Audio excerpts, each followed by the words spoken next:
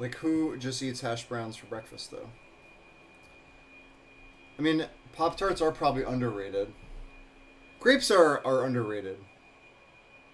Or overrated, yeah. Grapes are overrated. But, like, no one ever eats... Who eats crepes? Nobody eats fucking crepes for breakfast. I don't even think the French eat crepes for breakfast.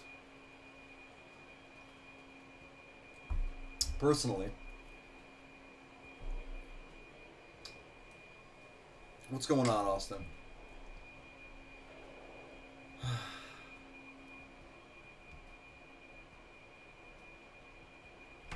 How's my levels? Can you hear me okay? I haven't streamed in a couple weeks. This is my first time streaming by myself in over 2 months. Volume is great? Okay. Alright, good. Just like going over my my thoughts here. Just because I have a lot of notes, but I'm just trying to sketch out some things to talk about.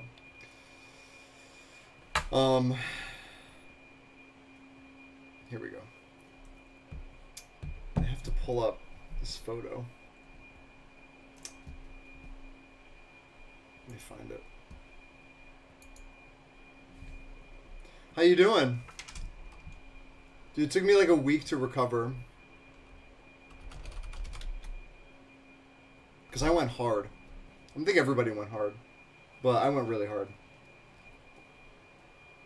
And then, like, I got back, had one day off, and then I just worked a whole week. A hard week, and I have another hard week coming up. Wait,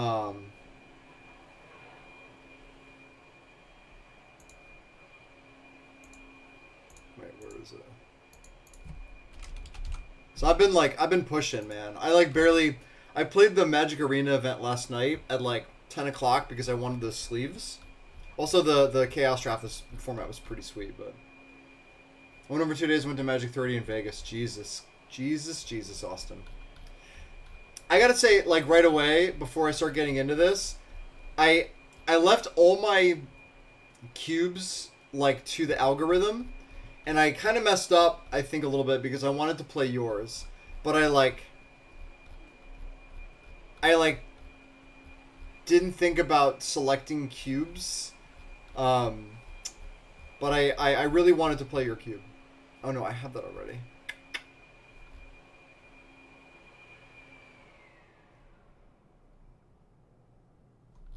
Okay. Alright, so then we'll do this. I heard Vegas was like simultaneously really good and really weird. Yeah.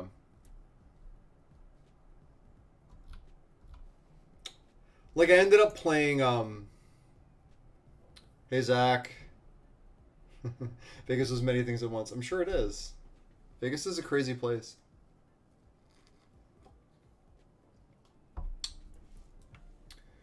I'll let you know my schedule right now. I'm going to stream until about 5. And then I have to take Igor out, and then I have to actually go into the city for a meeting, a work meeting. Oh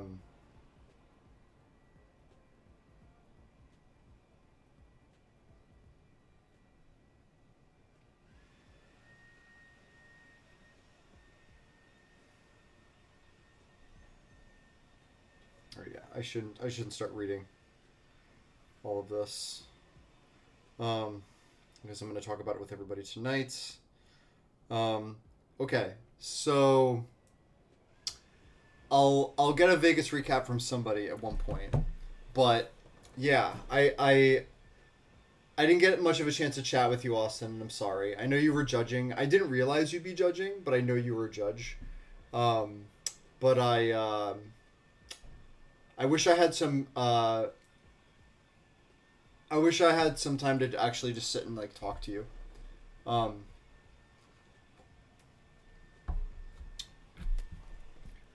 Yeah. I'm gonna give us a little more time, let a couple more people trickle in, and then I'll start talking about stuff.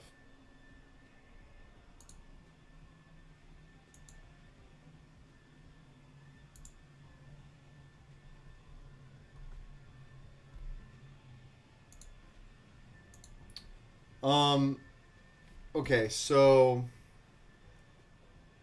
yeah, I know Seth. Seth helped me test the cube, test 4 packs of Magic. I met him in. He's friends with like Paul Baronet and them, and I met Seth through Dan Schneider and also by way of Paul and Manny. So I've known Seth for a little bit. Actually connected with him in Pittsburgh in April, and then he helped me test 4 packs. Met Seth in Vegas and he mentioned Magrini, and I was like, hey, I met him at CubeCon and we talked about the event some. Yeah, okay. Yeah, Seth's good people. He's really good people. Thanks, David. How you doing, bro? It took me till I was telling them before, I landed Monday, felt great. Tuesday I slept like over 12 hours, and then I went back to work Wednesday. Worked Wednesday to Sunday, and like had like a really hard week at work, and then like yesterday I finally hit the wall, and this is like after 2 weeks of travel and a week of like really hard work. Yesterday I literally crashed. I was standing in the grocery store, like in the like when you go out in the morning, we go to a park, and there's a grocery store across the street from the park that we go to every day. So standing in the grocery store, and it was this overwhelming sense of anxiety and dread and like fear where like all of a sudden I felt like everybody was like bumping into me or everyone was walking past me, and I felt like I had no energy and I was hysterical, and then like I was like, I don't know what to do with my groceries, and I like paid for them and I left, and I like slammed into somebody on the way out, and then like met up with Kate at the park, and I was like, I have to go, and I went home and I like slept, and was in this like really weird state yesterday of like being like of feeling like I was irritated and agitated at everything, but also extremely tired, and Kate was like, you're probably just finally crashing. Like, I feel fine now, but I was going so hard, so fast for, like, weeks, and yesterday I finally hit a wall, and I hit it so hard. Yeah. It was a long weekend, in the best way. I don't stay up late, really. Like, I'm like a 10 p.m. person. So for me to stay up till 2 a.m. or 1 a.m. or whatever, like, for multiple nights in a row is just, like, it's pretty crazy. I was on some serious adrenaline. Serious adrenaline. Yeah. Exhaustion is fun, though. Like, if you can just ride it like a wave and then find, like, a good place to, like, to land and rest. Exhaustion is pretty, like, being tired and, like, just going for great reasons is, like, really fun. Yeah, that is like one of my initial takeaways, because it's been a while since I like traveled hard, and this month or October I traveled quite a lot. Okay, so hello everybody. We're here to talk about CubeCon. This is kind of a tournament report, kind of a recap. Young. Dave, I'm not that much younger than you, I think. I might look it, but I am not that much younger than you. I'm pretty sure. Pretty sure. Or were you just saying in general? Probably just in general. Okay, so it's gonna be kind of a recap. I wrote a lot of stuff down. I have a little bit of a map I'm gonna use as I go through the weekend. And then what I want to do is I want to talk about like just kind of go over like reconstruct my days for everybody that like wasn't with me all the time, just so you can get a sense of like what I did, because it'll be nice to reminisce a little bit, just like my day to day, and then we're gonna talk about like the actual event itself and my specific placement in the event, or like what I contributed to the event, or what I did, like what I played, and then some things that I took away from the thing. Yeah, like just some like lessons learned or takeaways or whatever you want to call that kind of thing. So let's start with I don't think of this as a what is CubeCon. I think all of the people in chat or all the people that will be watching this afterward know what CubeCon is. I don't think I have like a really wide audience, so in case you're living under a rock, I guess CubeCon happened. I have the T-shirt. This is a little gift that I got, along with, I think David got one of these too, and Zach and Austin. I think almost everybody in chat did. And I think right away, I'll just say that I think it was better than I thought it was going to be. Like, my expectations were set and they exceeded them. Were my expectations high? I don't know. I don't really know. I had no idea what I was getting into, and like, but just like if I was to like look at this as like a, hey, we're gonna throw a tournament or we're gonna throw like an event. The logistics of everything was actually like pretty smooth, and considering the task at hand of handling all these cubes and implement like doing all these drafts simultaneously, coverage, everything from check-in to handling emergencies to the judging, prizes, like the actual operations of the thing were like pretty, like from a as a participant, were pretty good. I'm sure we could nitpick, but I don't want to nitpick. I just want to say like my job is to say how did it look as a person going, and I think it looked really good. It looked like we had our shit together. Sorry, it looked like they had their shit together, which I think they did. All the way down to me not knowing that Gwen Decker wrote a new like the Hedron network, which helped out with pairings and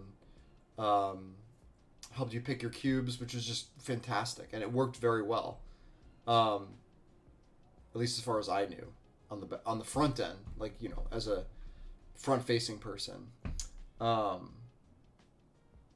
overall, I think it was like the thing happened, and it happened a lot better than I expected.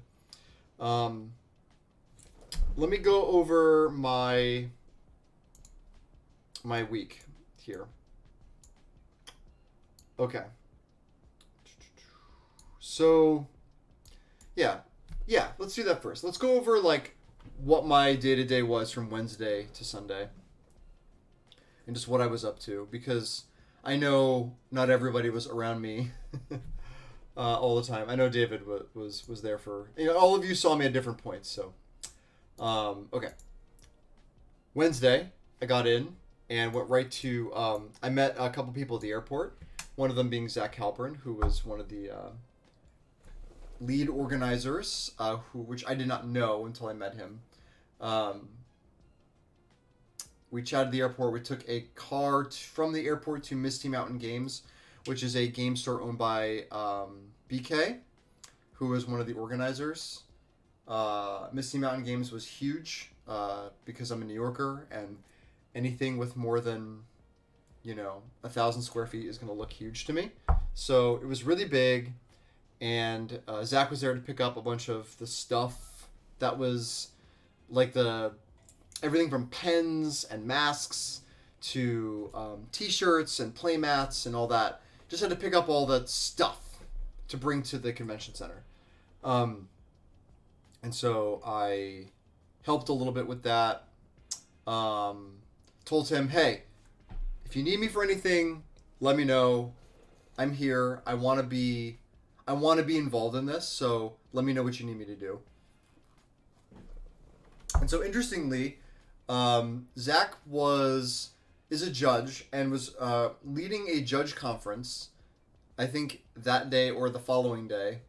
I think it was Thursday, the following day, about starting up a convention. Like, he's gonna give a presentation on how I did this, and let's go over what needs to get done and what I did, and we'll talk through it, and I'm gonna write a document.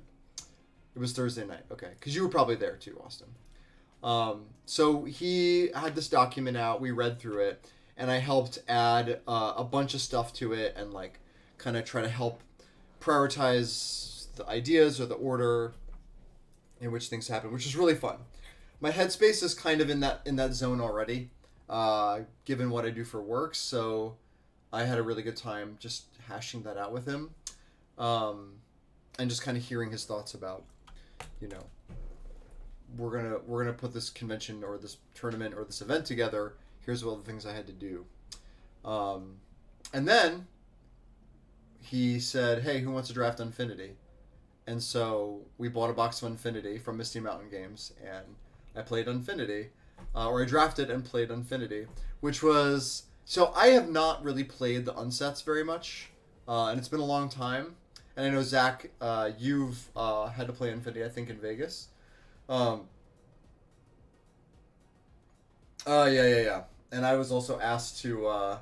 yeah, and while you were asked to temporarily answer judge calls, I was also asked to handle emergencies, which, you know, he's like, just help me figure it out until Gwen is done playing. Yeah, that was funny. Zach definitely, you know, put his hands into people that he quickly assumed that he could trust, which is very, very astute and nice of him. You played the Morrow Draft, right? You had mentioned that during CubeCon. So we drafted Infinity, and you know, I took this opportunity to say, okay, I know what some of this stuff does. Like, I know what is supposed to be happening here. It's supposed to be stickers, supposed to be attractions. I understand the general gist of what Infinity is, which is like everything is technically by the rules. As like you know, you can do most cards within the normal rules of Magic. It's they're just weird. I mean, I've definitely played unsets before, but I don't remember which one. It's been a long time. It was probably just Unglued, honestly. So it's been a long time. So I decided to just go in. I told Zach Barish this, but I decided to go in blind, and just kind of, okay, what happens if I don't know anything about this set, but I play Magic? How am I? What is going to be my comfort level for understanding how this all works, just from literally opening up the cards? And so I drafted it. I read the little cards that were inside about stickers and attractions, and tickets. I think is like a form of currency in the format. Yeah, and I took to it pretty quickly. What was going on? I drafted a green-black attractions deck. I first picked an attraction that I knew said draw extra cards on it, so I figured it was good. And it had a rare mana symbol, a rare set symbol on it, which I also knew was good. And then I took a 1-mana 2/1 that comes back when you complete an attraction. Yeah, tickets are energy, and they require 2 things for power, toughness, and ability. Yeah, like you can access the stickers cards with tickets. You purchase them. In some cases, other cases you could just take them. There's the rule, like the cards kind of dictate that. I was pretty surprised at how easy it was to evaluate the cards, and also how easy it was to build my deck, and how during the gameplay it was pretty easy to understand what was going on, and nothing I played against was particularly dirtily. I had a lot of 2-drops. I had some creatures I could beat down. I had a couple removal spells. Like, I had a game plan, and I was able to incorporate my attractions and things like +1/+1 counters in a way that was like pretty natural and easy to grok. Like, attractions kind of felt like sagas in a way, kind of, but they're on the battlefield. They trigger after you draw, or like you interact with them after you draw, and I don't know. It played really well, and it was really fun, and I had a blast. And I will say this too. I've been actively trying this year to play Magic in a way that embraces just enjoying the game more. Like, having fun is my primary goal when I play Magic now. And the more I focus on that, the more I enjoy Magic. Because when I'm just trying to win, I don't enjoy playing Magic. And that was a pretty important thing for me to, like, not only understand about myself, but to, like, take action on. And Infinity is, like, the kind of product that helps me embrace the fun in Magic more than I would otherwise. And that's like really healthy. That was a really healthy experience for me to have. I also went into that. I'll talk about my strategy a little bit more later because I had a strategy going into the event. But it was my primary goal was to have fun above all else. Even though I was trying to win matches of Magic, I wanted to enjoy the experience with people and not be like overly spiky. Like, yes, I am a spiky person. I like to win, but I also understand that like this event was fun first, and like that was like it was a really big mental priority that had to be made for me going in. So Infinity was a huge help. I had a really good time, and then after that, I met the guy that owned the Culata Cube. He was part of a Boston group that was friends with Gwen. We played his powered cube as Mental Magic, which was pretty funny. I haven't played Mental Magic in a while. So if you have not familiar, Mental Magic is when you can cast any card as any other card that exists with the same mana cost, except the card that's printed on the card. So if I have a Dire Fleet Daredevil in my hand, I could cast it as a Dreadhorde Arcanist, but not as a Dire Fleet Daredevil. I could also cast it as an Abrade.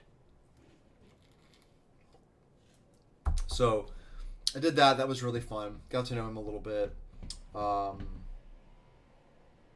Went to the house. I was staying in a house with 7 other people. It was me, David White, and David McDarby. They are both of the designers of Live the Dream Cube. And David McDarby works at Wizards of the Coast as a game designer and works primarily on Arena right now. Andrew McGreeny. Daniel Schneider, who is the owner of the Devoid Cube. Ryan Leake, who I did not know, but Ryan is a Knoxville, Tennessee buddy of both of the Davids. I liked him. He was really nice. John Terrell, who is Cultic Cube, who also has Eleusis. I'm sure everybody knows who John Terrell is.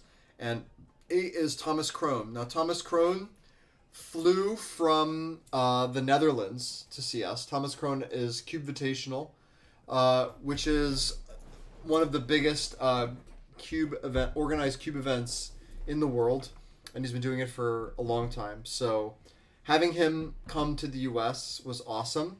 Having him stay with us and have us get to know him was great. Thomas was a delight and a surprise to have around. I went to the place, had a couple people over, like I think Justin Parnell came over and we just played Magic. Yeah, Thomas was really a joy. He was wonderful. What a guy. What a solid guy. Justin Parnell came over with a couple buddies and played BattleBox and then played something. I don't remember what we played that night. We played something, and thus began and ate pizza, and thus began the first night of many nights going to bed after 1. Okay, so woke up Thursday. I was asked to, Peasant Live the Dream Cube. Yes. That's right. Peasant Live the Dream Cube. First time ever playing it, right? Yeah, I think that's right.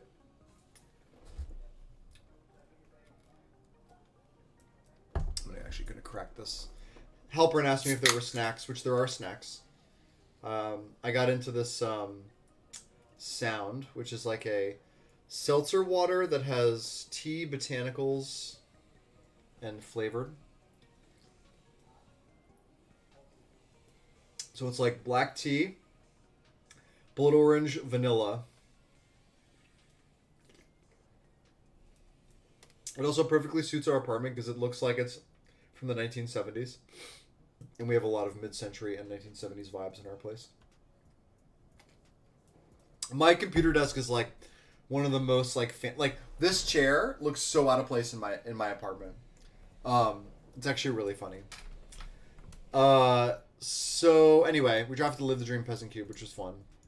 I don't remember what I drafted or what my record was. I don't think I posted it anywhere. And I'm not even really sure if I took a picture. So I'm going to check now if I took a picture of my deck. I have no freaking idea. I have a picture here. I did take a photo. It was like a blue-black artifact deck. And I had this play where I played Containment Construct on... I played Literal Core in turn 2 against John Terrell. Turn 3 I played Containment Construct, looted, drew the card, just exiled the land, played the land. And I was like, I'm going to go off. I'm going to Containment Construct the shit out of John Terrell.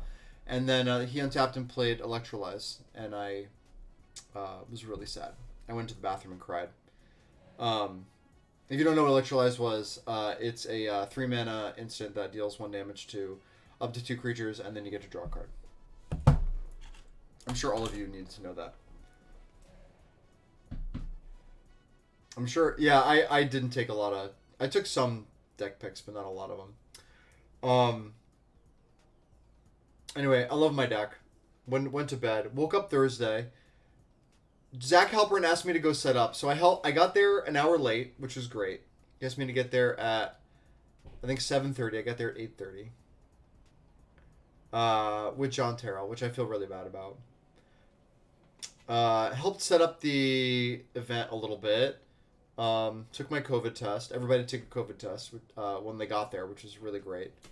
I did not get COVID after the event. Which I was pretty nervous about, I think, after one of the guys that I played against tested positive, like, after the event. But everybody had masks, so I guess we were okay. So what did we do Thursday? Help set up, and then met everybody from the Baltimore crew. So the Baltimore crew is the... Yeah, who knew?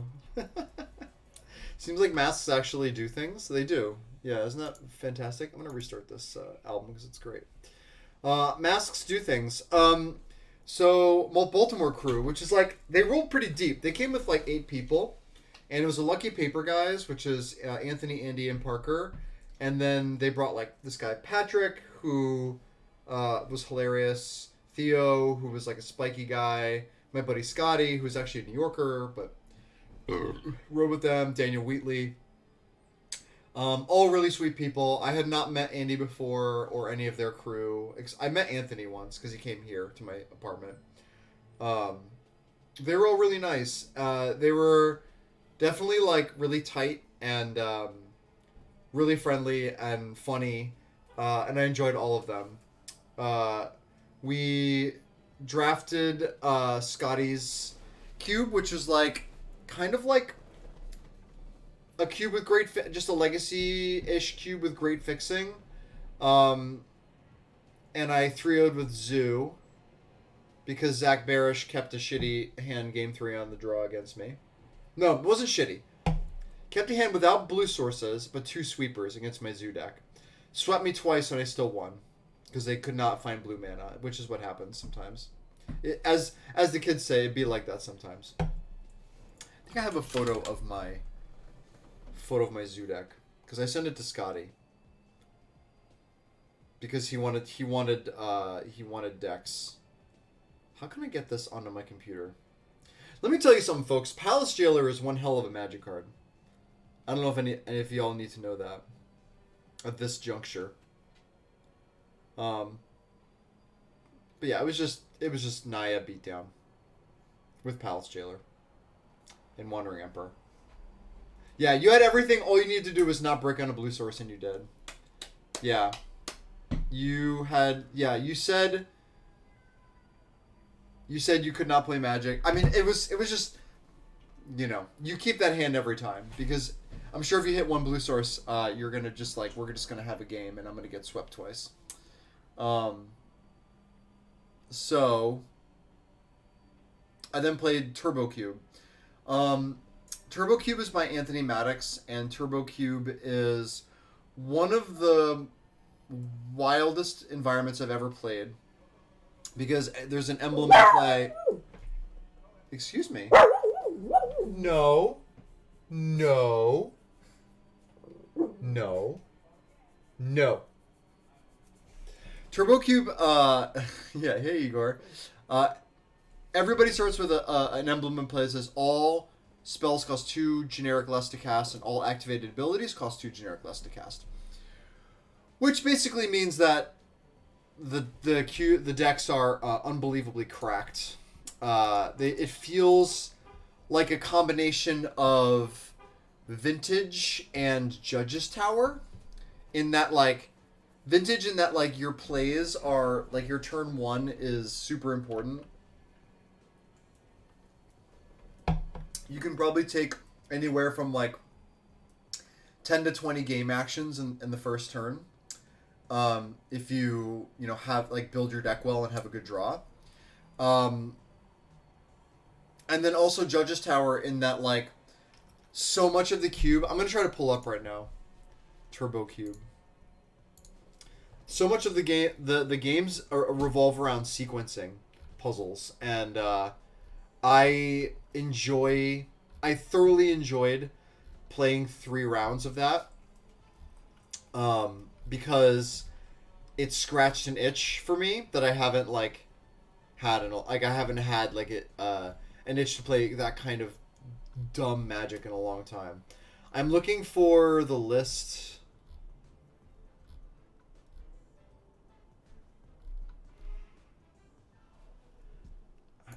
Aren't I following Anthony? Anthony Maddox. Here he is. Turbo Cube. Okay. So I'm going to pull this up. Alright, so check it out.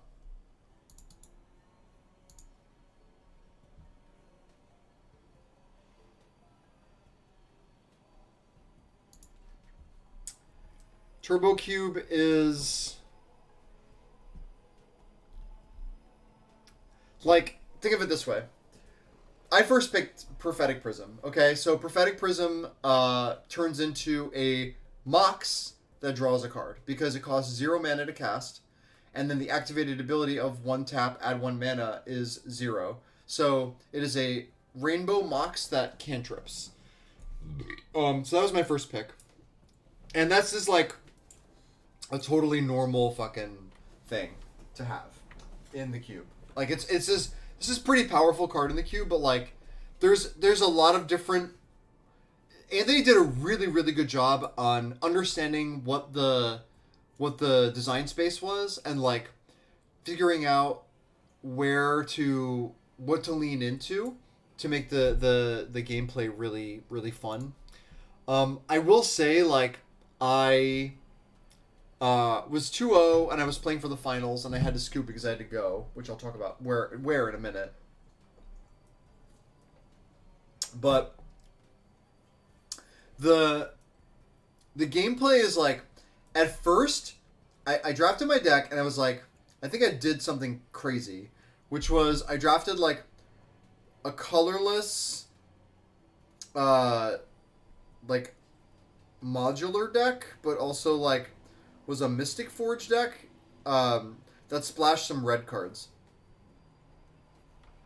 And just to give you an idea of what this looks like, because I think I did what my turn 1 looked like. A turn 1 in the cube. Yeah. So here's an example. So this was my turn 1. I went Artifact, Academy, Mystic Forge, put a bunch of shit into play, right? Because Mystic Forge, you can play for 2. I had Academy to cast it, and I put a bunch of little things into play. So this was really good, and then so I'm wow, this is insane. And then Anthony goes, played turn 1 Azusa, and then played like 3 more lands, and he had like 4 or 5 lands out in the first turn, and had like a bunch of shit on the battlefield, like Tireless Tracker and like all this other stuff. So like it was, watching him go off was like really sweet. They played like Summer Bloom and Azusa and cycled a bunch of stuff and got some landfall triggers. So okay, so yeah, David, I feel you. So this is what I'm kind of getting at. So like this cube was so crazy. After the first round against Anthony, I was like shaking because it was what you're doing is so dumb and so broken that it feels like you're like drinking gas, like you're like on diesel fuel gas, like diesel power, like you're gassed up, and everything is, all the decisions are made in a couple turns, and all the turns are so insane that it looks like there's a lot going on, right? Like the games are, there's a lot of sequencing complexity and a lot of like moving of cards between zones and tutoring and cycling and like it all looks really cool. And then after 3 rounds, I was like, wow, this, I don't know if I ever want to play this cube again. Or like I need like a year off before I play this again, because I just realized by the end of it, like, winning the die roll was like such a huge thing, because my last round opponent was playing like a Hate Bears strategy, and he mulled to a Sphere effect. That was the whole game, and played like Collector Oof and Arcana Myria, and I just died. And then I was on the play and I killed him turn 1 because I played Mystic Forge, put half my deck on the battlefield, and then Ravagered onto Monoskelion and shot him for 20 or something like that. And then game 3 became actually really protracted. Like, I had a bunch of stuff on the board, he had a bunch of lock pieces on the board. We'd actually gone like 10 turns or so, and we didn't know what was going to happen. And then I had to go to True Dungeon. I had a True Dungeon appointment at 6 o'clock, and I was late, and everyone was waiting for me. So I scooped to him. I think I was going to win that game, but it didn't really matter. So Turbo Cube. Ridiculous. Hilarious. It was probably my favorite novelty cube that was brought to the event. And like, huge shout out to Anthony Maddox for designing this, because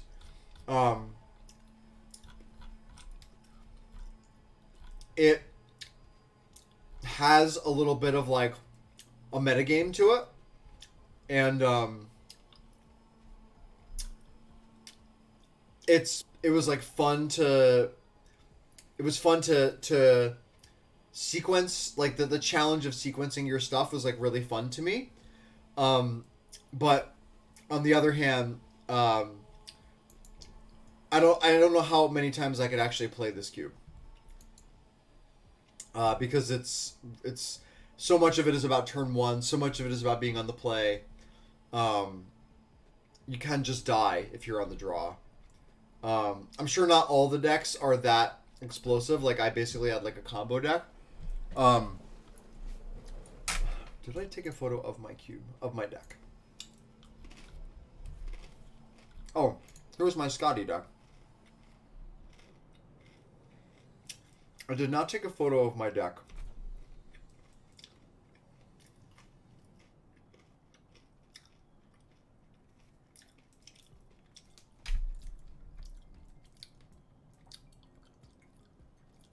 Cube Serpent and Cube Snake. What's up, O Regular?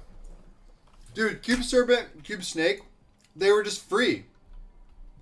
I think I had them both in my deck. Oh, you're talking about Cube Cobra. Cube Serpent, Cube Snake. I thought you were making a joke about the I thought you were making a joke about the actual deck I drafted, but I guess I didn't post it.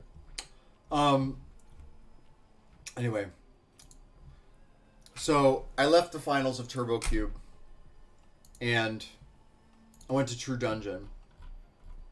Did I retweet my True Dungeon photo? No. So, True Dungeon. Let's talk about True Dungeon. True Dungeon was the first time I've ever done escape room, and I had no idea what I was getting into. And I guess True Dungeon is a really long-standing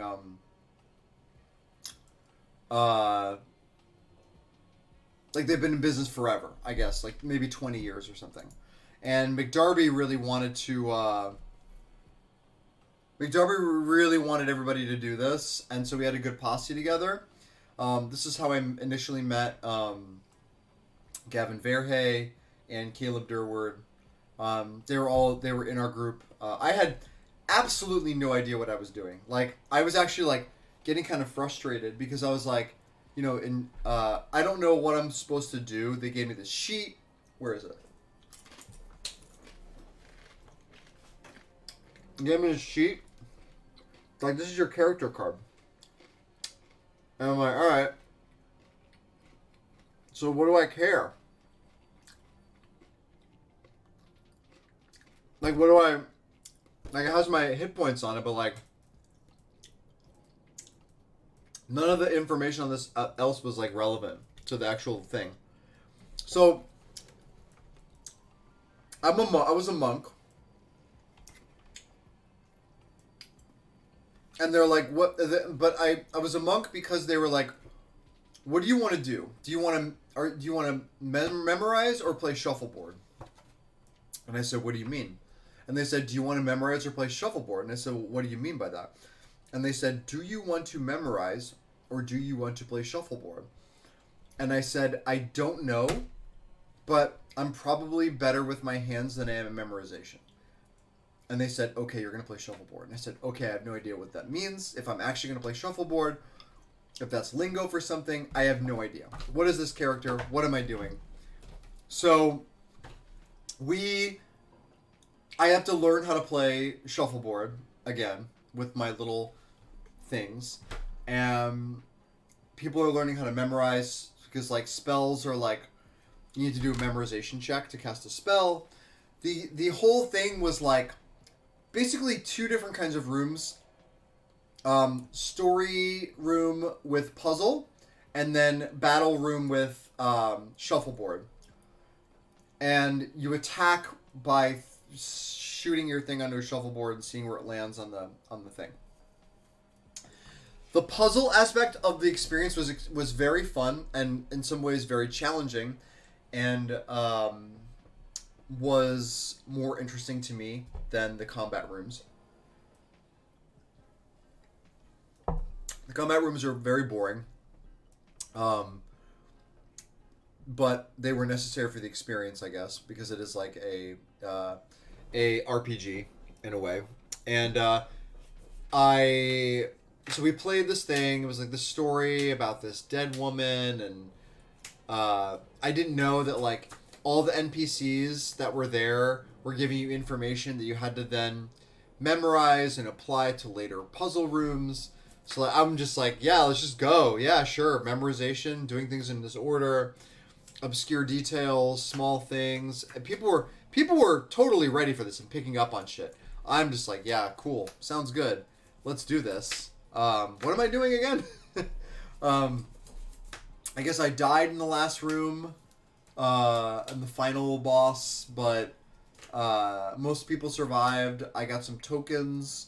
Apparently you can pay for tokens. You can like pay to win. But you're like paying for armor and items and weapons, and it's teams of 10. People do this a lot. It seems like a lot of fun if you're doing it with people you know. It seems like a lot of fun if you know what you're getting into. For a first timer, I would go back and do just puzzle solving and not do any of this combat nonsense. Like, this thing hanging from my neck, and you're like, all right, take 4 points of psychic damage. And I'm like, okay. I guess I took 4 points there. It's like a lot of it is based on honor system. I could have just as easily told them I had 30 points at the end of it as I did that I was dead. I guess I could have come up with some low number like 5 or 4 or something hit points, but I appreciated that everybody was kind of on the same page. Every battle room basically had like a DM, and some of them were pretty nice and pretty cool, and some of them were not. Would I do it again? Yes, but maybe not as True Dungeon. Maybe as like just a regular escape room. I wanted to do escape rooms for a long time, but a lot of like I'm trying to do it through work, and work people don't want to do that. So I am down to do escape rooms in the future. If there's things happening near cons or anything, I'm down. So if you know me, come find me. Let's do it. I will do True Dungeon again. That's fine, but just saying. What is this? I'm getting tagged on Twitter. Okay. Work with more nerds. I don't work with nerds. I work with fashion people, which are nerdy about fashion. I am going to be going to the PhillyCon, yes. I am going to that. So, Reading Terminal is my jam. I love that. Hi, Miles, by the way. How are you? Okay, so we do True Dungeon. True Dungeon was fun. I got to meet, some people I wanted to meet for a long time. And then we went to dinner, all of us, and we went to get Russian dumplings in downtown. Got some Russian dumplings, got to chat and meet Gavin Verhey a little bit. We talked not at all about Magic, which is great. We talked about TV and other things. And I also met a guy named Noah Schwartz, who I think Ferrando knows. I don't know if Ferrando's in the chat. Probably not. Ferrando's usually busy this time of day. He was very sweet. I think he's an old pro player. Anyway, got a bunch of dumplings. Dumplings were delicious. Went back home. This was Thursday night. I don't know what we played, if we played anything when I got home. I don't remember. That's the only night I actually have no memory of what we played at night. I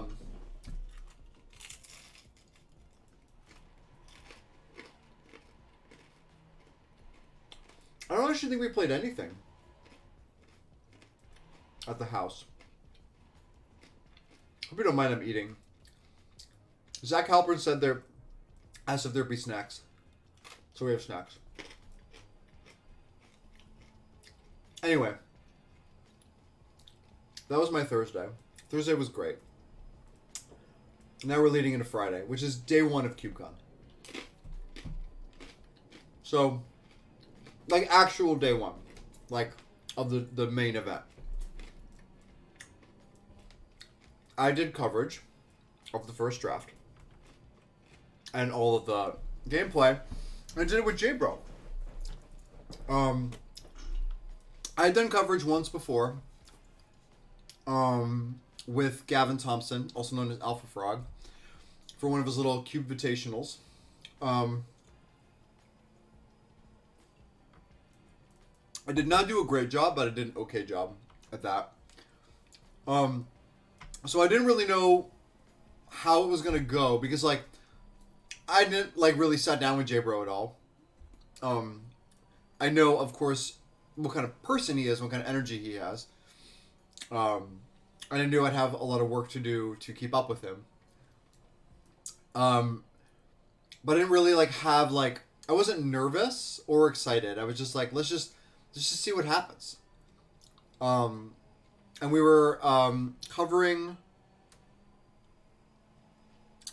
Eric, also known as Airborne Moxon, is Peasant Plus Cube, which is like a peasant cube with rare lands and crazy power outliers. I can pull up the VOD if people want me to kind of go through it a little bit. I'm happy to do that. Otherwise, I can just kind of give you the notes here. What do y'all think? This is long. It's like 3 hours, and I don't think I should realistically sit down for 3 hours and like with you guys, or just even try to skim through it if it's not on YouTube.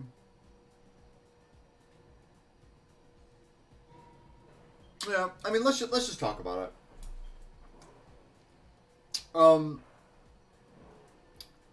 So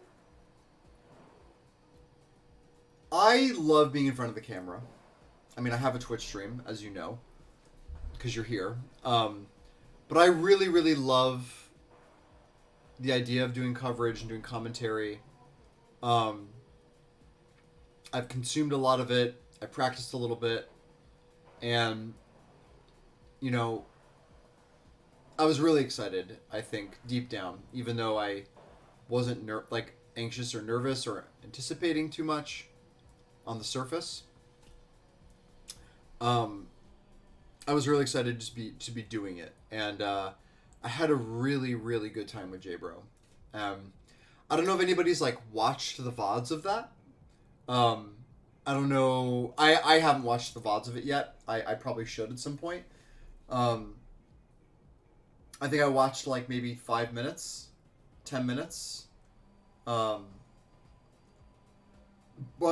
I was able to keep up with him, and that's like a big thing. Like knowing who your partner is and like getting a chemistry and a dynamic down was really was something that was like might be one of the harder parts of doing this.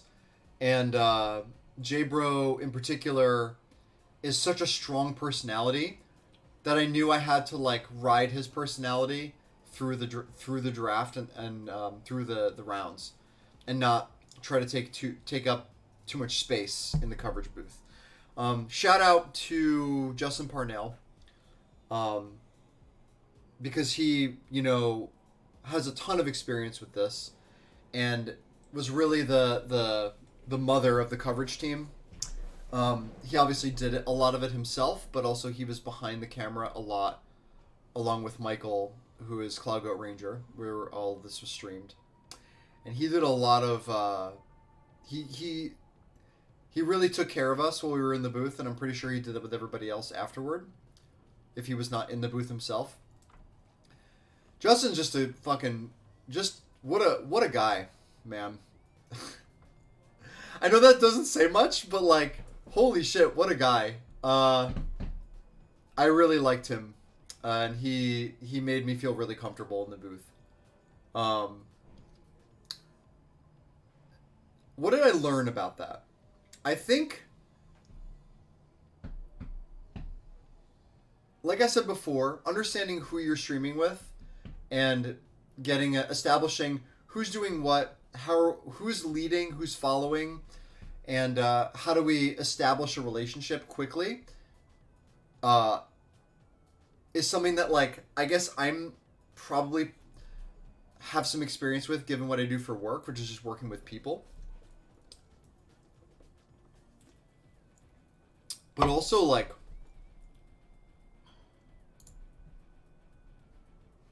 alright, that's good. Also, just being able to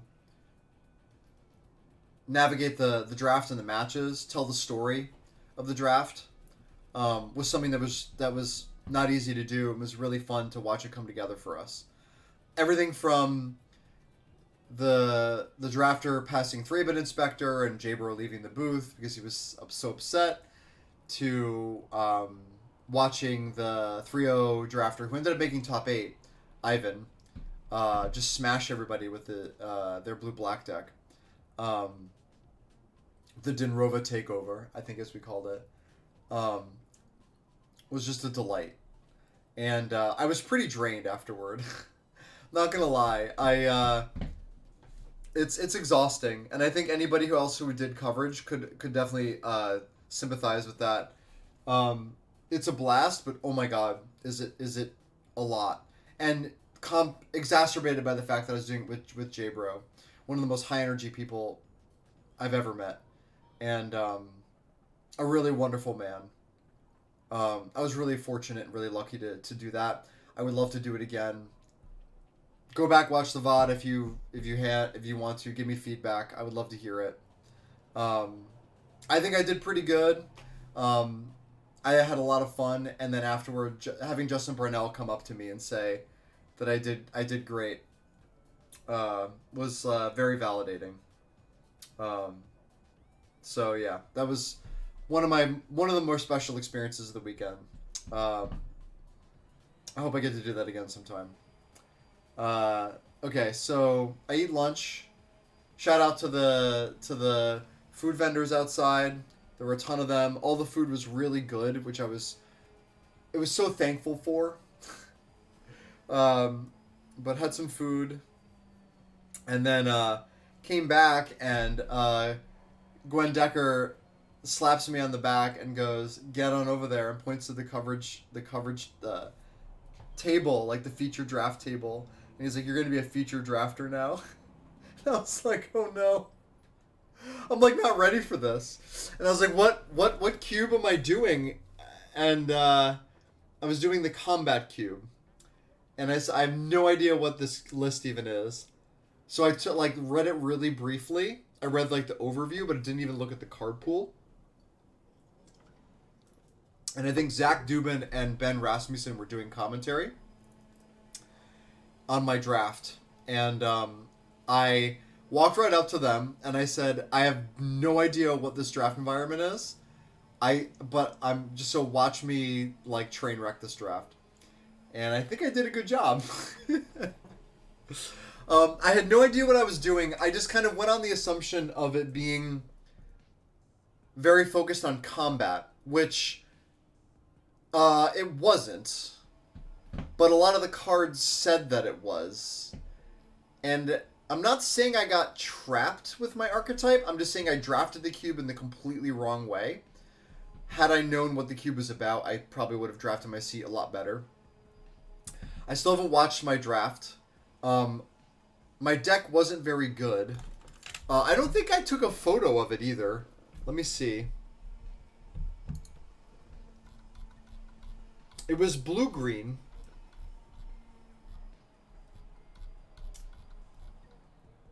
Did I take a photo of this?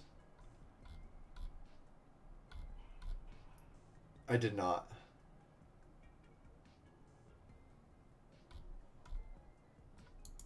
Yeah, I definitely didn't. I probably was too embarrassed about it because it wasn't that great.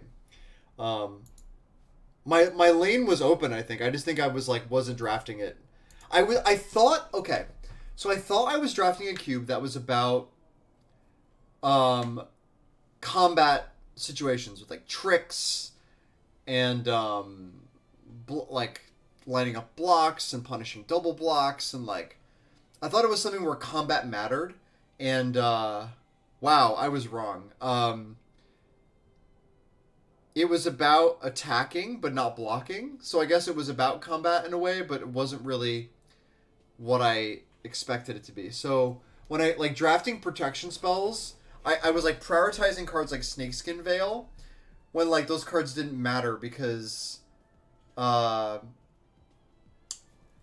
get into that in a little bit. I have some things to say about, just the general approach to, like, the general, like, vibe about design that was there and, like, my strategy and, like, some takeaways. So let's earmark the combat cube critique or, like, the points I have to make about it for lessons learned because it's, like, something that I really believe in right now and I really want to talk about it. But I want to save it for later because I want to keep going. So I talked to the guy, the owner about the cube, showed him my deck, blah, blah, blah. Went 0-3. He, like, got completely destroyed. And I think if you watch my first round, it's, like, actually, it was, like, I won the die roll, mulled to 6, and bricked on a 2-lander. And then I might have even lost the die roll and still bricked on a 2-lander. Whatever. I bricked on 2 lands and mulled to 6. And then game 2... I drew, it was like 10 lands and 4 spells, I think. Yeah. Like at the end of the game, I like throw my hand on the table and it's just all lands. And I laughed. I laughed so hard because it's just like, of course. Of course. Draft a bad deck, get rewarded. Anyway, I go 0-3. And then I need some vengeance. and I come up with a plan. And the plan is, I believe a lot of these cubes are a little light on removal. And so I'm just going to be aggressive as much as I can. And that decision strategically paid off in spades. So, the evening cube on Friday is Uber Bear's Artifact Cube. I'm going to pull this deck up. So, Uber Bear's Artifact Cube was probably my favorite cube that I drafted. It's kind of got this, like, artifact versus anti-artifact dichotomy to it. That was another cube, dichotomy cube. Has this, like, tension between the two. And it's basically like a legacy cube, but with, like, a ton of artifact and anti-artifact twist to it. And I open up a pack, and I see a Batter Skull and a bunch of other shit, and I decide to take the Batter Skull because I'm like, well, I can be aggressive. Like, usually aggressive in regular cubes means like 2, 3, 4, 5 instead of like 1, 2, 3, 1, 2, 3 or 1, 2, 3, 4. Batter Skull is just a generically really powerful card. Be happy to take it. It is somewhat resilient to removal in that you can bring it back to your hand if you have the mana available. So I was like, all right, let's start with this. I think it passed Stoneforge Mystic, which I then just windmill slam so hard, and then I get past Cauldron Complete, which I then slam, and then I get past like something else. I don't remember what, like, so it was like Pure Steel Paladin or something. Like I was in, man. And I ended up drafting this red-white deck. I actually, so it's some sort of mix between modular aggro and equipment. As you can see, 2 removal spells. As you can see, every ridiculous equipment that I saw in the cube. And just a good curve with some powerful little boom booms up here. And I swept the table. Like, easy peasy. So, one thing I'll say about this draft.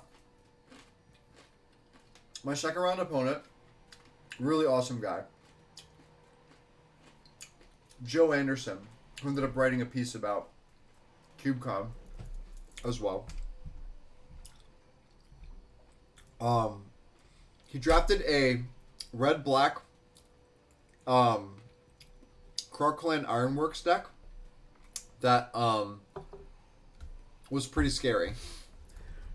And actually killed me on turn 5, game 2 through Disruption, which is really amazing.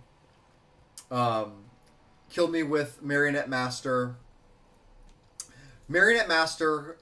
Krark-Clan Ironworks, and a bunch of artifacts, right? Now I want to talk about this match a little bit because it's pretty important. Remember I said before, I'm trying to go in this with a little more of a fun first mentality. I'm trying to enjoy myself and not just be a hardline spike. So a couple things happened in this match that were interesting. First one was game 1. We got into a really complicated board state. It was game 1, where they had multiple ways to make artifacts and deal damage. Like they had makeshift munitions and Reckless Fireweaver and what was it called? The Puppeteer, the Master, the black creature. I just said it a minute ago. They had a a way to just deal a lot of damage. And I had a ton of modular creatures that I could move counters around on. And we got to a point where we had a really, really, really complicated turn. And both of us were hunkering down, and communication over what was happening was getting really intense because we were both trying to kind of outmaneuver the other one, because he was like able to make objects and deal damage and sacrifice them and deal more damage and deal damage to my creatures and deal damage to me and make blockers and try to get me to move counters and kill things in response. And I was trying to sack things and move counters while he was trying to kill my things. And it got really complicated, and I could tell both of us were getting really intense. I ended up winning the game because I made him use too much of his material to kill my things instead of kill me. But it was really close. And afterward, I just started laughing, and I wanted to just high five and hug the kid, because like I didn't want him feeling like we were like I didn't want it to get to a point where we were like started to like not like each other, because we were trying to like outplay each other, and things were getting a little, people get a little too like, they start closing off and they start like getting a little short with you, and like we're getting a little spiky with each other. And I tried to just cut through that as fast as I could. I didn't want that. I know I can get that way. I didn't want to be that person at the table, and I didn't want our match to be about that. So I cut through that as fast as I could. I got us both to laugh about the game. And then we played another game, the second game, where he killed me with Karklan Ironworks on turn 5. He didn't realize he had lethal because he forgot he had a bridge in his mana base, like the black-red bridge. And I pointed it out to him and let him know that he had the kill, as opposed to just letting him miss the kill, and me try to kill him or something instead.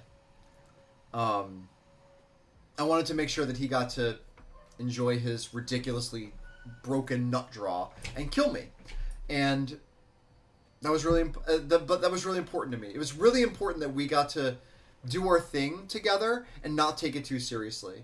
And like, that was an energy I was trying really hard to keep that energy going, and then I was trying to make sure that other people were doing that too, and we were having fun together. And like, everybody I played all weekend was just having so much fun and putting fun first. I think that was the only way I was really going to enjoy the event. Even though I was trying to make top 8. I had to just make sure that like everybody was comfortable. I wanted to put myself out there in that way. And that takes work, man. Like that, for years I was trying really hard to just be better, or get edge cases, or find my percentage points, and like, this wasn't that kind of event. This event was fun. And even when things got intense, like, I made sure we could laugh about it afterward. So I just wanted to say that a little bit. I know I'm rambling a little bit, guys, so thank you for staying with me on this, but I can't stress enough how much fun first was mattered to me, even though I was even though I was playing to win games of Magic. So Friday night, I went 0-3-3-0, and I don't remember what we drafted that night. A little blurry to me. But back at the house, I don't remember. I don't even remember what I ate that night. Probably nothing. Probably just like a God, I can't even remember. I should have written that down, if nothing else. So Saturday. Anyway, I wake up, go to Saturday. I get seated in the Decaru cube, Gwen Decker's cube, which is Legacy with a twist. Legacy with pet cards, which was a lot of the cubes, kind of are that in a way, if they're not novelty cubes. And I first picked. Boy, oh boy, this was a disaster. So first of all, Gwen was like, "Hey, if you don't mind doing me a favor, I need you to be the ninth in a pod. It's my cube." I said, "Yeah, no problem, Gwen. I got you." So I open up a pack. Again, let's try to be aggressive if we can. Skull Clamp was in the pack, so I just shipped everything else. And then I got past, I think, like a mediocre pack, and I took like Selfless Spirit. And then I got past Luris, and I said, okay, if you let me play with Luris, I will play with Luris. And I drafted a Luris deck.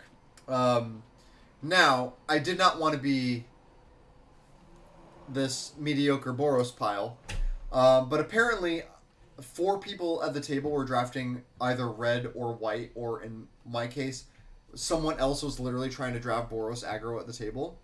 So I actually can't believe I even put this deck together. I can't believe that I was able to get enough playables. I was really, really nervous about it. I did not want to play cards like Flames of the Firebrand or Char and Prismatic Ending, but you gotta do what you gotta do sometimes. I had a combo in my deck of End Step, Secure the Waste, untap Heroic Reinforcements, which I did do against somebody once. I ended up going 2-1 with this deck, mostly because I got a buy round 1, and then I went 1-1. So I'll take that. I'll take that all day, man. This was rough.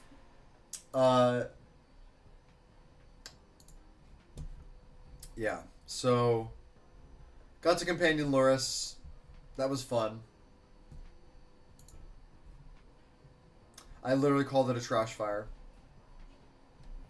And then went to eat lunch outside at the food trucks, and somebody was like, "Hey, person with the Graveyard Cube really wants to fire the Graveyard Cube, and so can we all just like register up the Graveyard Cube?" I said, "Yeah, sure, let's do it." So a bunch of us signed up for the Graveyard Cube.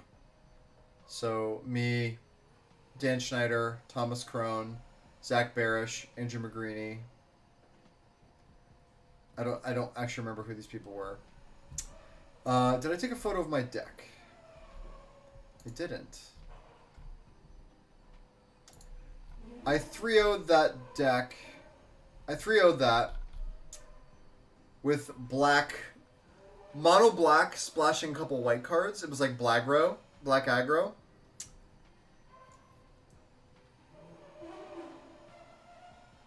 Yeah, I 3-0'd that. I 3-0'd that draft, and then I was live for top 64. So live for top 64. I was hungry as hell. Hadn't had a proper meal. Decided to skip out on the last draft of the day and go get dinner, which we got German food at a beer garden / German food hall with a bunch of people from the house. Before I continue, I want to talk a little bit about, for those of you who weren't there, the logistics of actually checking in my cube, which was something that we all had to do that had featured cubes. So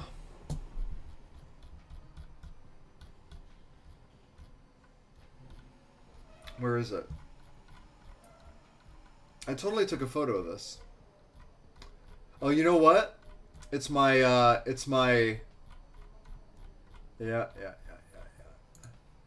So I had to water break. Yeah, maybe. Okay, hold on. I'll be right back, and then we'll talk about. I'll talk about the whole system of like how they did the cube drafts, and then we'll go on.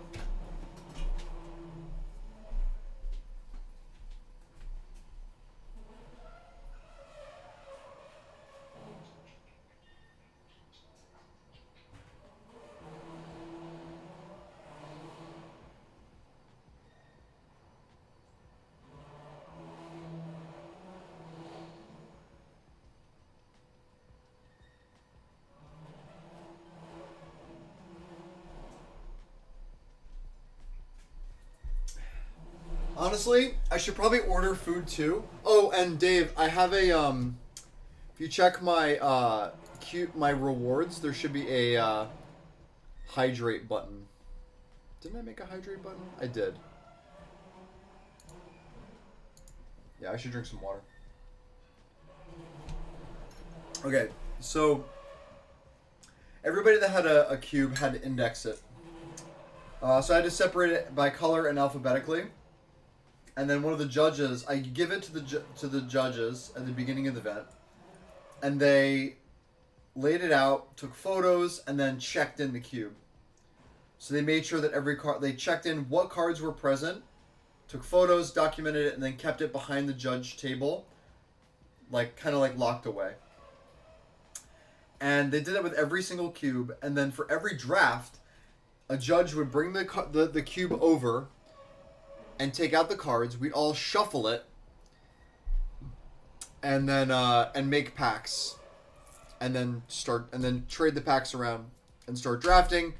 We'd zone draft like regular REL, so we could look at our picks, which was great because if they did cold drafts, it would have been a total fucking logistical nightmare, and a lot of people would be really dissatisfied with their decks. So I'm really happy they did that.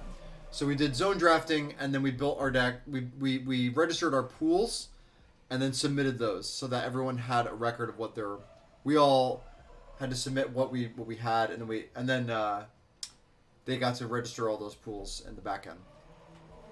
And then at the end of every draft, you couldn't really leave the table. You know, they have to call a judge if you were going to leave the table, use the bathroom or something. But you couldn't bring the deck with you as you left the table. And then at the end of the draft. The judge had to count the pile of cards that you had, and then everything got returned back to the judge, and then the cube would go back to the table. Nobody lost any cards, so it was a success. In that regard, you know, I didn't lose any of my cards. Nobody else, I think, lost theirs, as far as I'm aware. But the indexing was like really cool and worked out. It was pretty smooth. I think people were a little nervous about it at the beginning, but everybody was very gracious with the cards. Yeah. Another note before I talk about Top 64 was, you know, throughout the tournament, I would find whoever was drafting my cube, and I would run over to them and be like, "Hey, how's it going? How are you liking the cube?" And I'd look at the decks, and people would give me feedback, and was pretty surprised at how much people enjoyed it. I didn't know what to think really going in, if people were going to have fun drafting my cube or not. It's a pretty different environment than a normal Legacy cube, and it's got a pretty high skill ceiling to it, and I didn't really know how people were going to take all that, and it ended up being a favorite by quite a number of people, and I was really happy to be in the conversation along with some of the you know, more popular cubes in the room, like Live the Dream or Old Border Foil. So that was pretty cool. That was really cool. So yeah. Indexing. Okay. So Sunday. So Saturday night. We eat. Oh yeah, so fun story about Saturday night. So we had a let's go back to just me. we had a hot tub at the house, but it was outside, okay? And we were all like some of us were like, we're gonna, like, when are we gonna go in the hot tub? And Jay Bro found out about the hot tub and really wanted to come over and jump in the hot tub. And the night that he came over was Saturday. And Saturday night, after we got back from eating dinner, I was so fucking wiped that my body was crashing. And while people were getting ready to, like, draft again at like 11 or 11:30, I passed out. Apparently, J-Bro came over and they jumped in the hot tub and people were having a blast and they were drafting till 2 in the morning. I didn't see any of that shit. I was sleeping. Thankfully, I got a semi-full night of sleep that night, Saturday to Sunday. So, okay. Sunday. Dekaroo Cube again.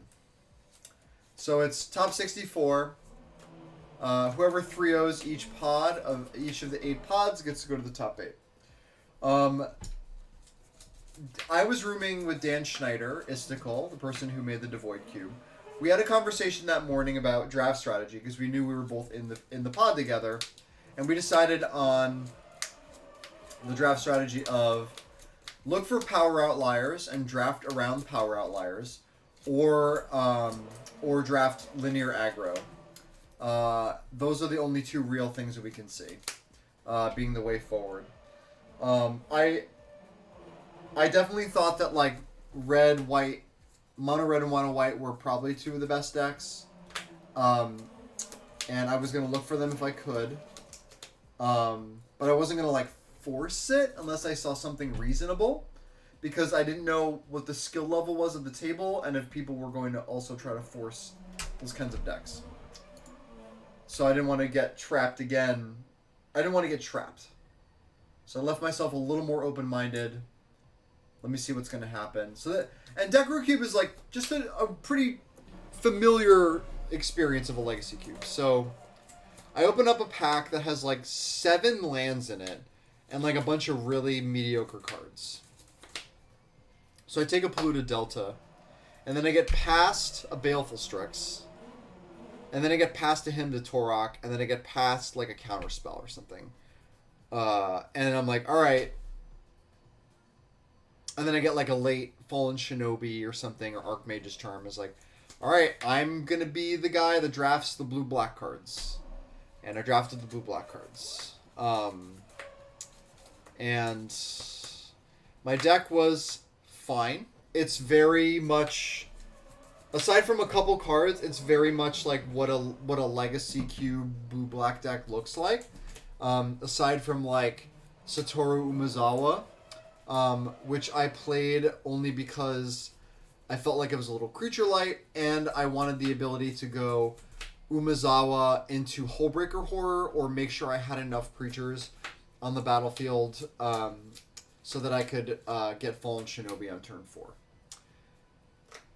So I wasn't like stoked with the deck, but like this is a deck that like I know is good in a lot of these kinds of cubes, and it had enough of the pieces going on. Like I had a win condition, I had interaction, my cards were pretty cheap, my mana was bad but playable, and in my sideboard I had like 3 green lands, a Boseiju, and a Hydroid Krasis, which I could, I was like, I'm not going to make my mana worse. I have a Liliana the Veil, Archmage's Charm, Fallen Shinobi mana base. Like, a Hymn to Torok Counterspell mana base is not something I want to play 3 colors in. So let's just make sure our mana is good. But I knew I could bring them in if I needed to, and it actually came up. So I go 2-0, and I'm in the finals. I crushed David McDarby. Sorry, buddy. I think I was like XO against Dave McDarby on the weekend, but David had a really rough time. And then I beat Joe Anderson again.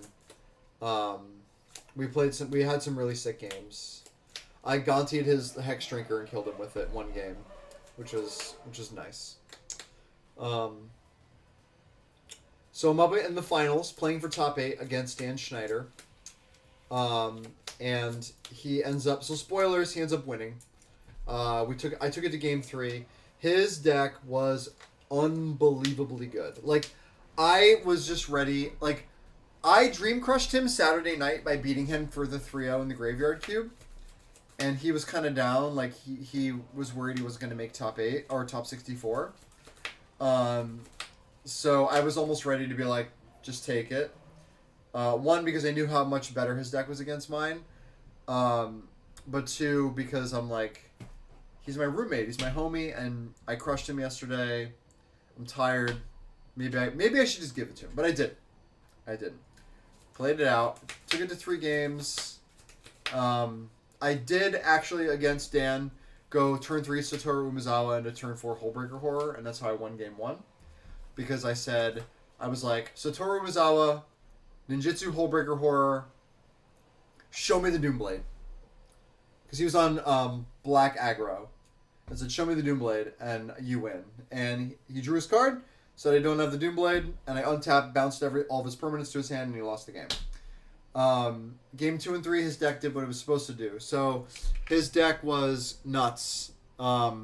It had Winter Orb, Tangle Wire, Skull Clamp, Jite, and Retrofitter Foundry, which are absolute nightmares for me. And I was able to manage the Tangle Wire and the Winter Orb, but the Skull Clamp killed me both games.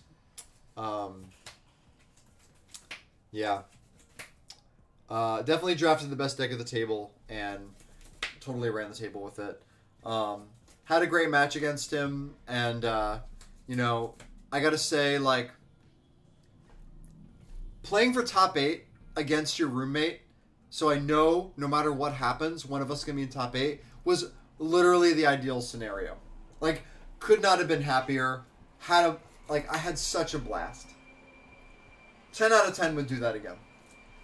If you've never played for top 8 against your friend, it's really fun. Because no matter what, we're winning. No matter what, we're winning. You know. So we got somebody from the house into the top 8. He drafted mono red, lost in the quarterfinals.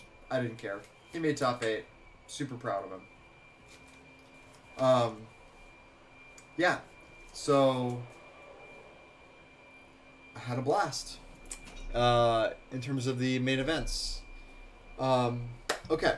So we're an hour and a half into the thing. I talked about my main events. Let's see. So Sunday night, what did I do? Well, I'll close this out with Sunday night before I go on. Sunday night, came home, ordered a metric fuck ton of food. Must have spent $200 on delivery. And jammed, lived the dream all night with everybody at the house. Stayed up till 2 in the morning. Had a blast. Yeah. I probably played almost 15 different cubes over the weekend, I think. It was a lot of cubing. Yeah. Any questions for me about the event in particular before I go on to talk about lessons learned? Lessons learned is probably going to be more along the lines of what my stream is generally about. So I think any of you who like me talking about this kind of stuff is gonna enjoy this. So I'll just give it a minute for questions, just in case y'all have any about the actual event itself.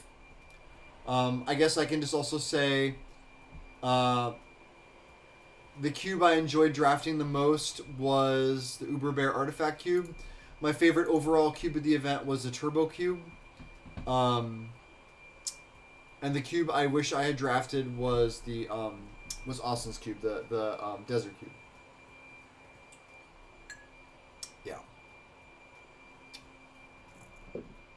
Alright. Looks like no questions. Not a surprise.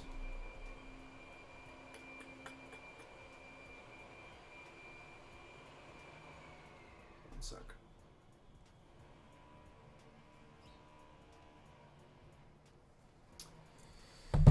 Okay. Lessons learned. Let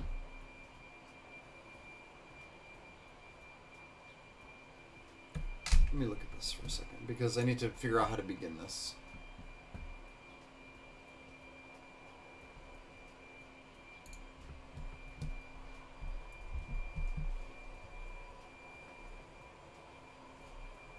Okay.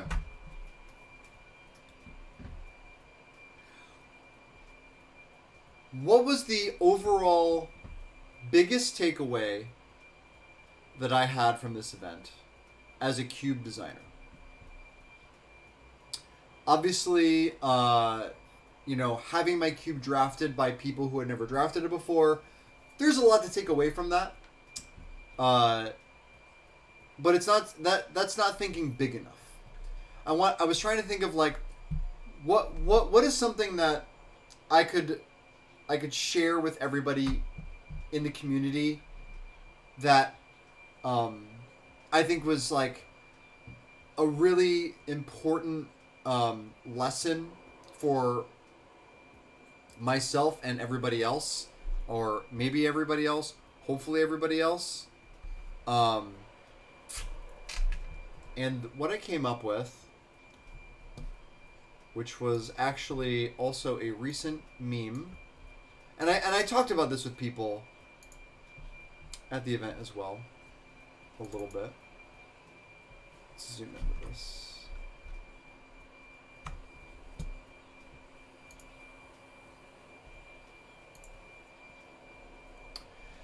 This is the meme. This is the lesson. First of all, shout out to Usman Jamil for sharing this. And I know it's not the only version of this meme that exists. However, it's the one that I saw before the event. And it's something I've been thinking about a lot the last couple months. So what does this mean? So I'm not a UX person. I'm not a computer person. I'm in the luxury industry. I'm in retail. I'm in client experiences, brand strategy. I'm a salesperson. I'm in a very different industry than what this is. So what is this? Just in case, this is unfamiliar territory, and how am I going to apply it? So, cubes are games, right?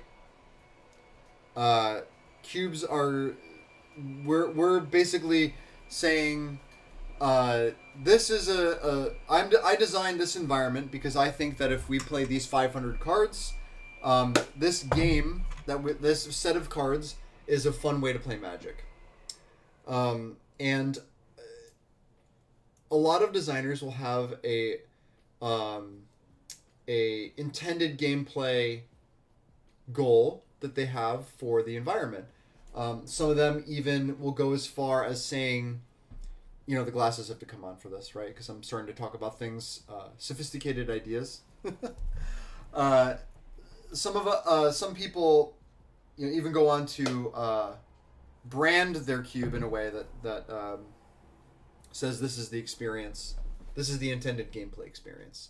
Obviously, I one of the things I'm going to bring up is the combat cube, and there's there's an intention set forth by the designer for the kinds when we sit down to play. I, as a designer, want these decks and this experience to exist. And I think what I learned, and I hope what a lot of other people learned from this event, is that when you take a cube idea into the wild, as in you take it from your standard playgroup or your local community and you bring it to a global community of players, your intended gameplay,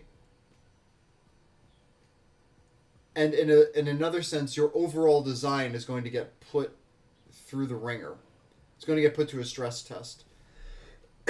And there's a really interesting tension at play between a cube's design and its end user experience. And you can see in the meme here, there's the design of the walkway that goes around the park. This is the intended play pattern. These are the decks that exist. This is all the architecture of the cube. You know, it is perfectly visualized by the actual, you know, constructed walkway with the edges. There's like a clear boundary at play here. And an intentional design. And then, so you have all of this in your mind. You've worked on this. You have people that have kind of signed the social contract where they agree to what the design of the cube is, and they understand it. And you develop it with them or whatever. Like you have like a group or a community of people that play it, and you understand your cube and how people engage with it on a small scale. And then it gets thrown into CubeCon, and the way that people are going to blind draft your cube or draft it with little to no understanding of what's going on in the cube is going to has a really complex form of feedback for the cube designer, because there's several things going on. There's the user, so there's not like a right and wrong necessarily. Like I can sit down and misinterpret the way a cube environment is built, and I can learn it over the course of a few drafts. So like one draft and 3 matches does not indicate that that I'm drafting it wrong or right necessarily. But there's just the way, like, there's something to be said for having a bunch of people that are enfranchised cube players, for the most part. Not everybody was at the event.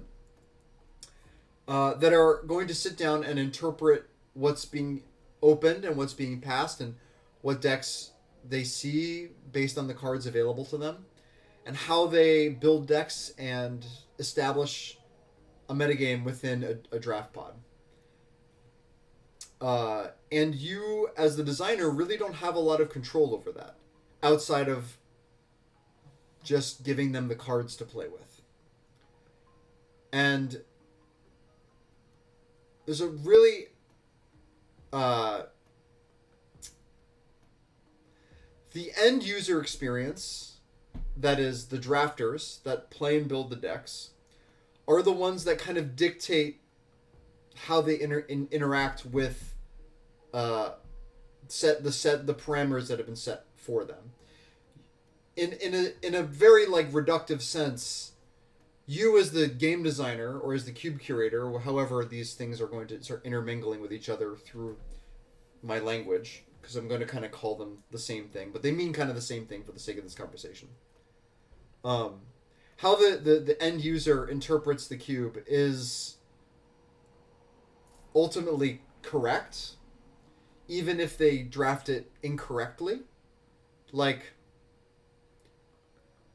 whatever you think exists inside the box, or whatever you tell people is inside the box, like, hey, these decks exist, you should draft them.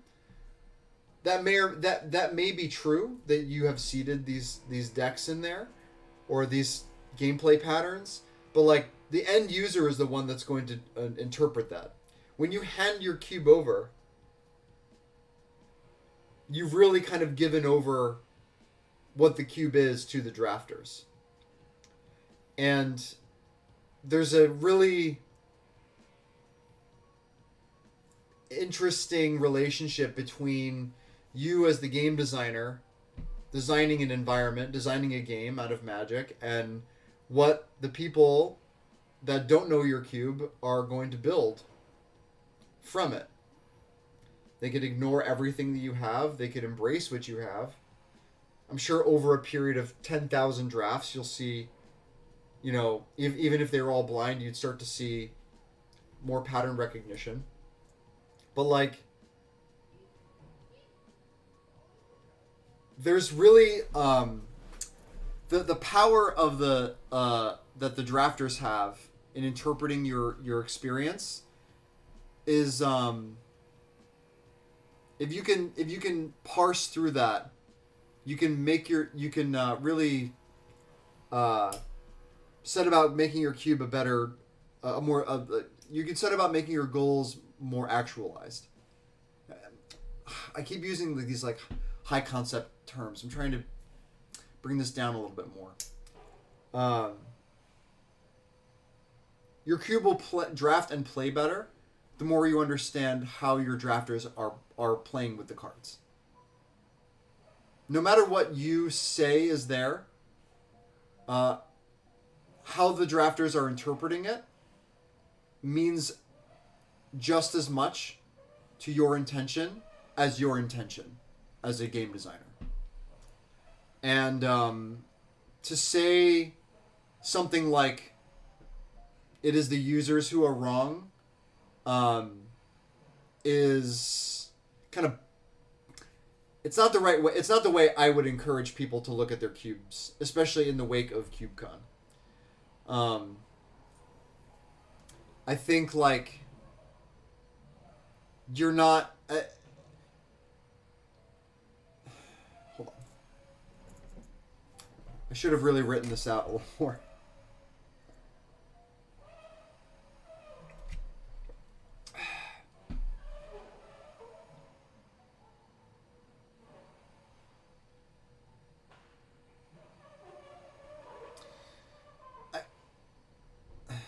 MTG version of reality is a social construct.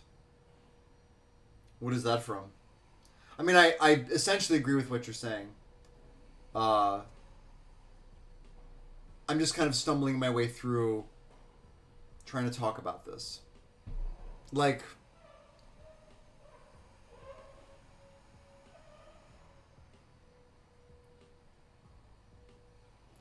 a lot of the things I brought up in my interviews and the things that I've talked about this year for my own theory is about finding fun, right? You want your drafters to find the fun in your cube. And you want the fun thing to also be the good thing. And if your drafters can't find the fun, they're going to either, they're not going to have it, first of all, or they're going to reinterpret what's being given to them in a way that you didn't intend. And that's where they see the fun. It's from Sociologists from 1966. Is that a movie or something, or is that just like a book that you read? Sort of like reality is a collective agreement of a collective agreement between all human beings, where we've constructed our reality based on sort of a collective understanding of what we all want out of it.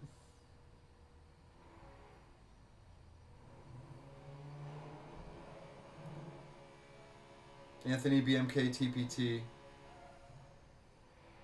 That was a big part of why I moved away from fine art and towards design. The viewers are wrong and don't get me attitude really get tedious, and I want to do the work where the measure of success was clear. Yeah, well, I mean, yeah. I also, studied art in college, and, art is like a lot more of an abstract form of communication.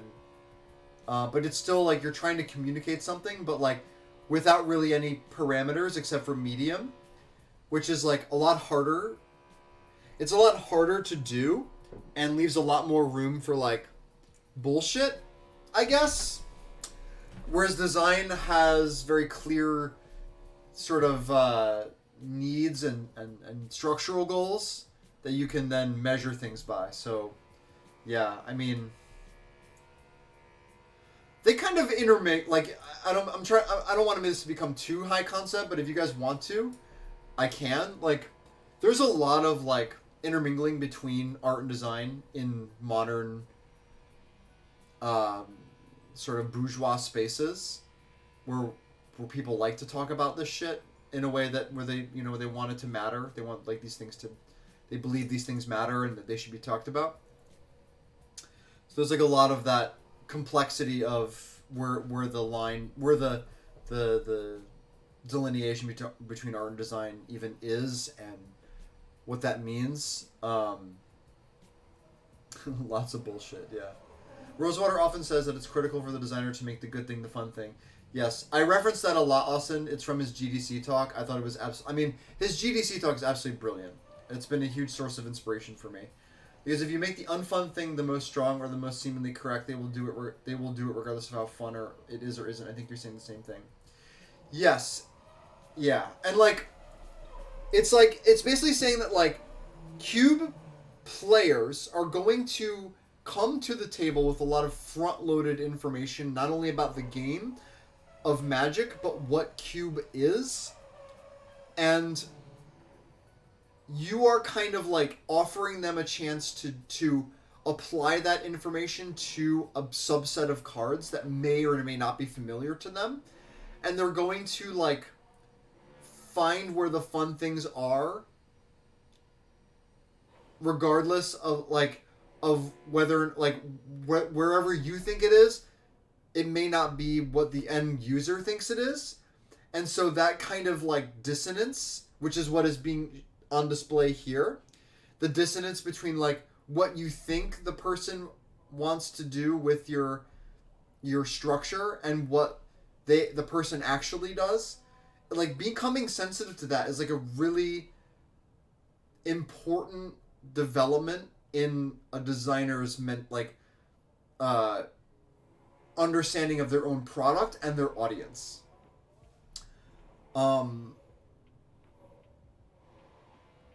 I mean, I heard from multiple people over the weekend the Magic Cube design equivalent of, am I out of touch? It is the children who are wrong. Like, oh, it is the drafters who are wrong. It is not me. I have made this environment where such and such is true. And if you don't get that right, then you're drafting the cube wrong. And it's like, well, that's like that. You may have done all this work to put all these things in, but if I can't find that or I'm misinterpreting it based on what's here, then that's kind of your problem also. Like if I'm drafting it wrong, that's also like a communication problem between you and me. And like the more successful cubes were able to communicate what they wanted of me without me even asking. And that's why I kind of liked going in blind to a lot of these cubes. Because it let me know who was able to communicate more clearly what they wanted from me and what was going on in the environment just through the packs. Like Uberbear's Artifact Cube, yeah, it's like a legacy cube with a twist, which is like a pretty standard way to build a cube these days. But like he really was able to tell me what was going on in the cube without really, like, yes, I interviewed the guy, I knew what was going on, but I didn't look at the card list. I just drafted it and everybody kind of got it. Everybody built their decks. Somebody built a combo deck. I built an aggro deck with equipment. Somebody else built like a anti-artifact green mid-range pile. Like, everything was there because the user identified the terms and was able to extract the fun out of what was going on. And it was an effective form of communication in building a game. And like, kudos to that. That's not easy to do. And even then, like, yeah, I could point out flaws or cards that I could change. That doesn't really matter to me right now. What matters is, like, who was able to bring something to the table that people could interpret without needing to know what was going on.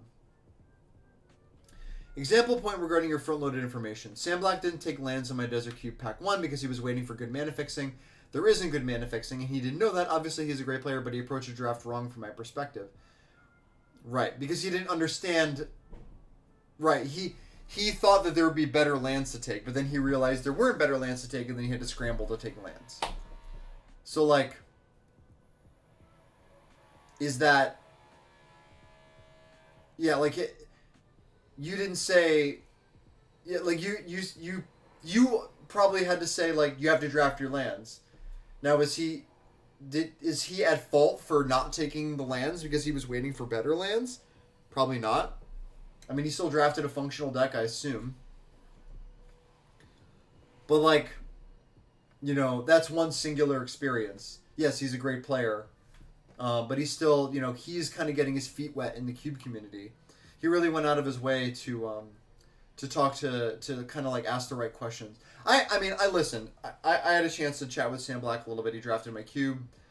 I never really talked to the guy. He has a wonderful mind for this game. He's very inquisitive and he asks really good questions. And he's able to take to things pretty quickly.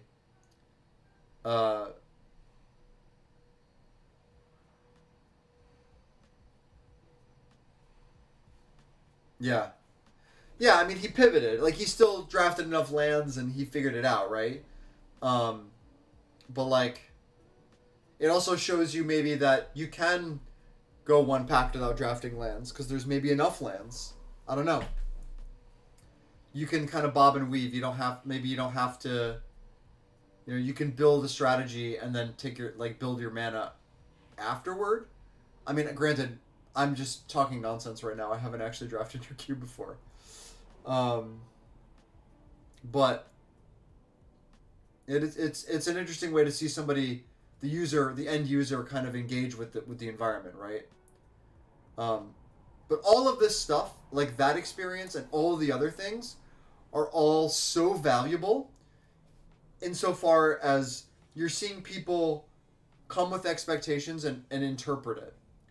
And like your ability to communicate what your cube is this, you know? Is this meme. This is my biggest takeaway. And you know, I had so let's go back to like my Combat Cube 03. I'm not saying that I deserve my 03. But like I misinterpreted what the cube was about based on the name, what was written out, and then like what cards were passed to me. I thought that the fun in the cube was somewhere else than it was.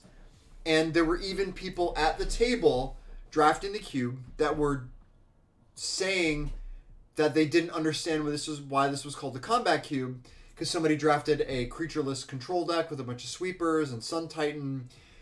People were drafting decks that there was no combat allowed. Like, it was a lot of snowballing threats and very non-interactive games. And there wasn't really a lot of combat tricks or blocking. There was a lot of avoiding blocking and creating big battle cruisers and like things that, yeah, like I had to attack to win, but like I wasn't really engaging in combat, so I didn't really understand why it was called the Combat Cube. So like I had a Snakeskin Veil in my deck that was useless because there wasn't a lot of removal. There was just put pants on creature and attack with it. And I kind of like was playing a game that didn't exist in the cube. And then when I showed my deck to the designer, he said, you know, I'd have to have a word with the pod because that, you know, I don't understand what happened in the pod. And there was a pretty big disconnect between what was going on in that draft and what his expectations were. And I was trying to offer suggestions of like, well, maybe like I would have liked to do this and play with these kinds of cards instead of these kinds of cards. And I think he was struggling to I mean, he said he drafted the cube a lot and tested the cube a lot, but he was struggling to grasp why people were drafting his cube in a way that he wasn't expecting. And I think he didn't understand what would happen if you threw that cube to a bunch of people that had never drafted it before. I'd be really interested to hear what he thought about all of his drafts afterward. You know, I'm not mad at it. I think it's really interesting what happened to me, and like it's part of my sort of general mindset towards Magic right now, that I'm finding that problem that I experienced like very engaging and something that I wanted to talk about and bring up this meme and like talk about this for half an hour and like kind of dig into this a little bit. And this is something that we can all apply as designers towards our environments.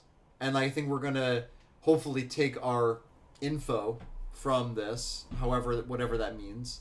I don't know. I think we're supposed to be getting like deck lists or data or something.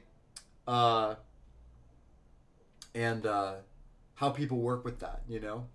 How we all can become better designers together. And my big message to everybody is, you know, the end user experience is as correct in how they're playing the cube as you are in designing it. And if it's not what you intended, then figure out what it is that they're doing that you didn't expect, because that exists in there too, and you can lean into that more. If that's where they're finding the fun in a place that you didn't expect it, lean into that, because that could be that could be an avenue of design space that you could build up in the environment, and maybe it'll be more fun or more intuitive to people. Not that it wouldn't be fun or intuitive before, but that like maybe you could hit your goals harder. You could actualize the environment more.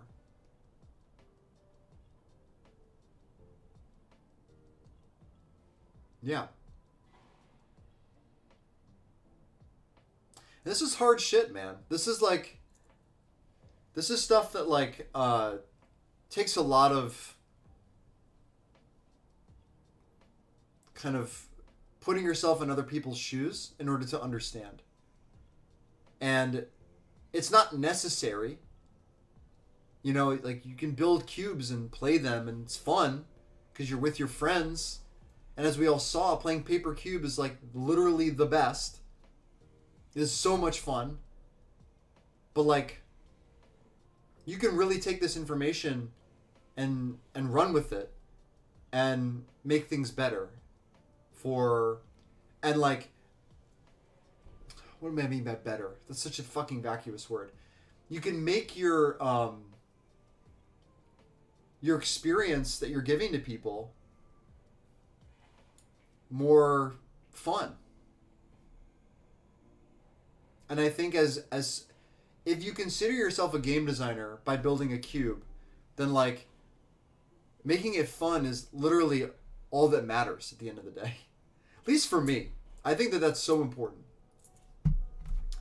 So I took some notes outside of this that I wanted to. I'm going to keep this up because I really like this image. Some other things that I took notes on because I had a lot of really good conversations with people, and I didn't have enough of them, but I had some really good conversations with people there about Cube and just game design in general, and how we can be better at doing this if we care about being better. And I'm not saying you have to care this much, but I do. And I'm starting to care more, I think, as I get deeper into this. And where the challenges are. And how we can create new frameworks for ourselves to make this experience of designing more enjoyable, and where it's harder, which is actually like beyond card evaluation, beyond getting 8 people together, beyond is this card good or bad, beyond pack one, pick one. There's things that like may be more fundamental to this process. And I'm going to read through some of the stuff, and I want to hear some thoughts on this.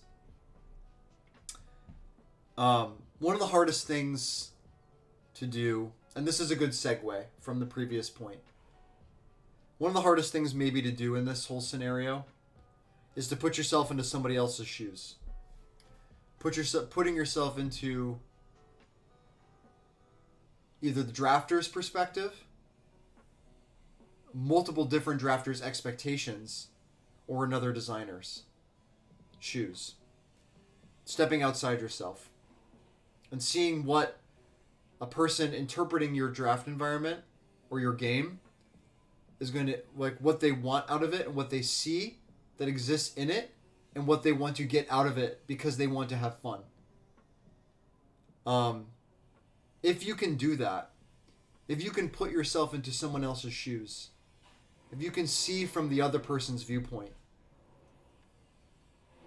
I think you'll the understanding of that other person's experience is a huge point towards building a better game. And it's not easy because it takes empathy and it takes wanting to understand people and wanting to bring people together. And that's a really heavy and challenging thing to ask of yourself. But like, if you believe you're making a game to bring people together, then how much do you need to understand what someone else is thinking or feeling in that situation when they're playing your game, when they're playing your cube? How do all of your drafters want to have fun, and what are you doing to support that? How do you see the way that they're looking at it? How easy or hard is that for you? It's not easy, man. And it's something that I've been working on personally and professionally for the last couple of years. And let me tell you, it doesn't get easier the more you do it.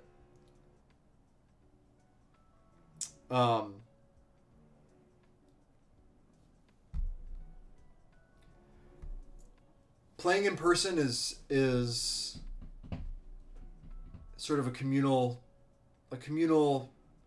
and in the shape of, when it comes to cube, almost ritualistic in its shuffling, pack making, drafting, deck building, feedback.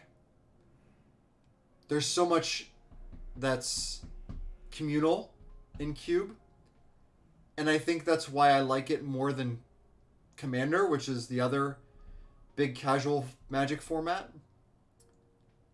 And I think that there's a lot of like opportunity there in your design to make for storytelling, joy, communal experiences. These are all pretty big topics, I know, but like, we're going big here.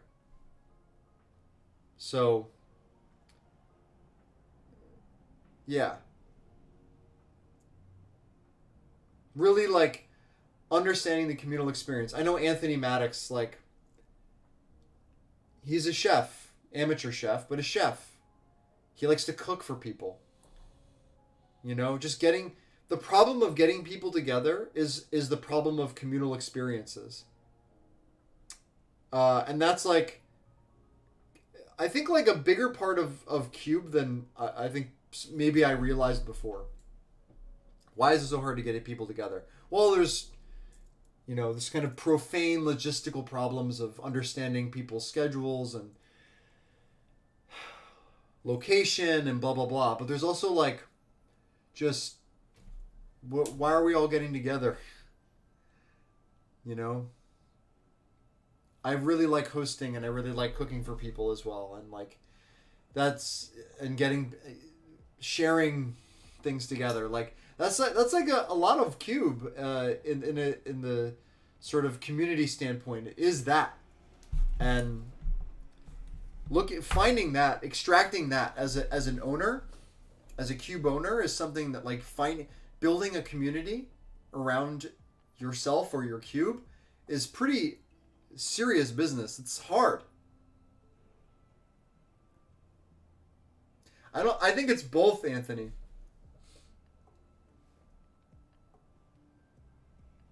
Like, the couple times I've had people over, it's literally been an excuse for me to just cook a shit ton of food for people. And you just open my door. Synergy, baby. It's a fucking 2-for-1.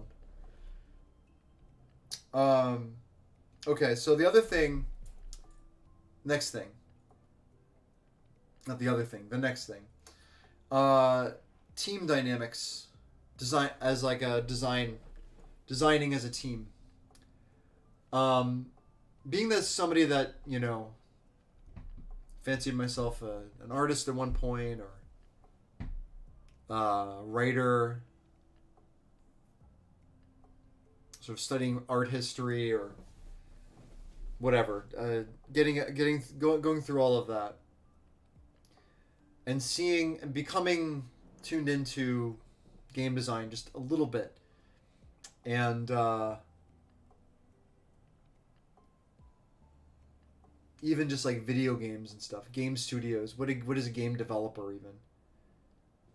Sort of becoming sensitive to this kind of thing, like building a team or a group or even just multiple people to make a cube, make a game, is, I think, designing a cube by yourself is not only harder, but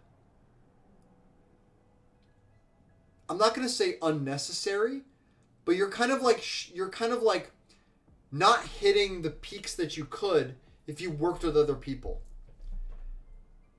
I know I've said this on my stream before, but like designing something yourself and the sort of ego that goes along with designing something yourself and all that shit that you want out of that, I don't think it's worth the bump that you get from designing with other people.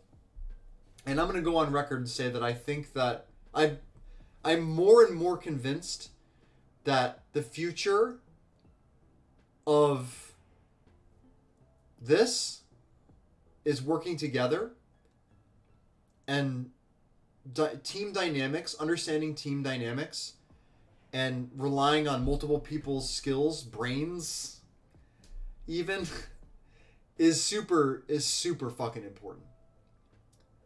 And I'm not saying that it's irrelevant or anachronistic or impossible to design something by yourself. It is. Of course it is. We've seen it for decades. But like, games give us a unique opportunity to design something together. And what better way to understand other people and putting yourself in other people's shoes and working on something together? So I'm gonna become a pretty big advocate for this going forward. Like, building a cube with somebody else. 4 Packs of Magic is something I built with 2 other people, and the reason it works is because we did it all together, and I don't take singular credit for that, and I can't. How could I? I didn't design this myself. My version is my version, but like, the core ideas were made by multiple people, and like, I couldn't have made that myself. If I could have, it might have taken me way longer, and the whole process would have just taken longer in all ways. Knowing that I believe that a team is necessary to making something great, and the dynamic of people will challenge you and give you an experience that is unlike designing something yourself. And I think everybody should try that. Building a cube with other people. It'll take a lot of the ego out of the conversation, and getting the ego out is like such a huge part of the process for me.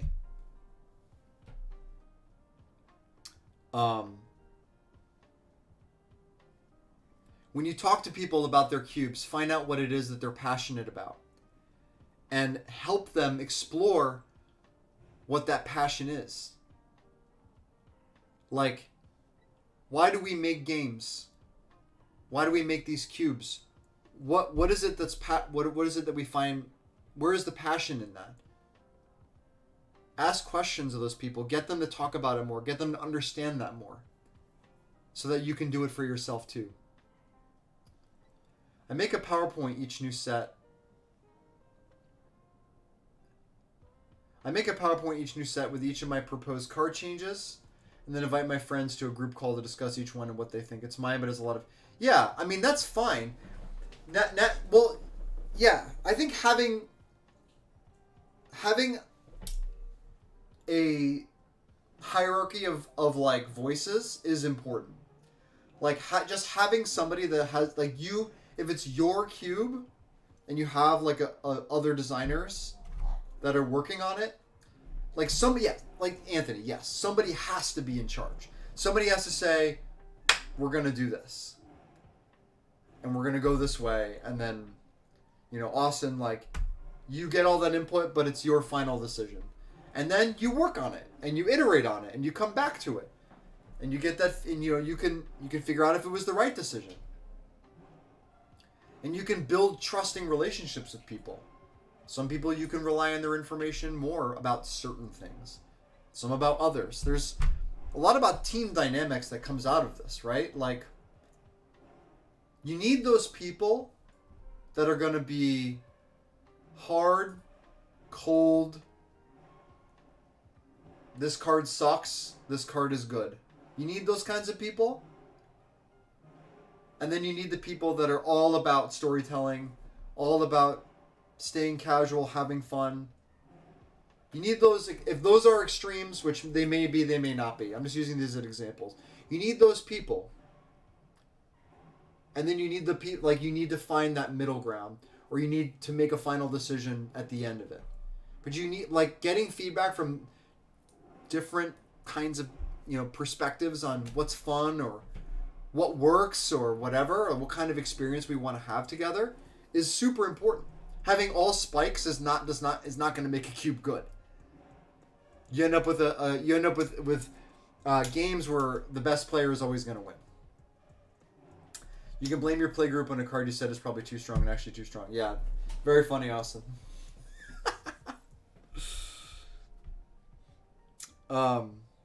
Okay, so yeah, never blame it on the pod, Austin. That's actually one of my notes I have in here. Never blame it on the pod.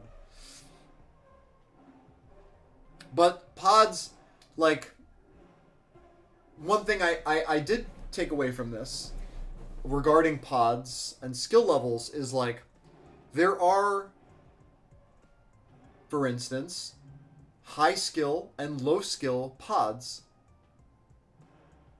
And both of those pods are going to draft your cube differently. And so I saw that in my decks over the weekend, because I would always go over and see what was going on.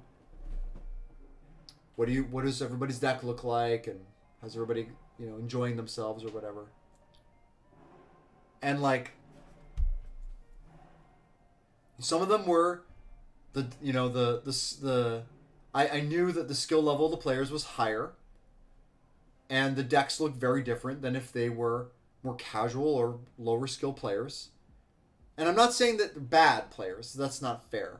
Just, like, they're not as experienced, or they don't, they're not trying to win, or, like, they don't have a lot of cube or draft experience. I guess it's experience based, right?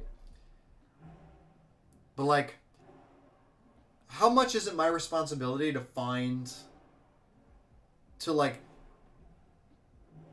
do I have to cater to both of those people? To both of those pods? How much do I have to how much am I gleaning from both of those experiences? Because they're both really important.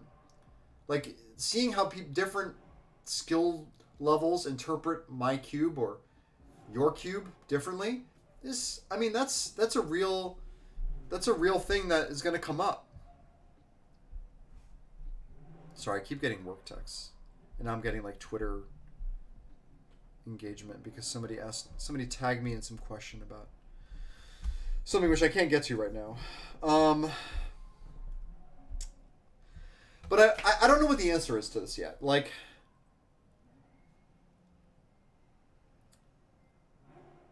how much do I need to care about the different skill levels in my pods? And like, do I need to cater to the low skill as much as the high skill? Where do I meet them in the middle? How are they interpreting things differently? And like, what could I possibly change?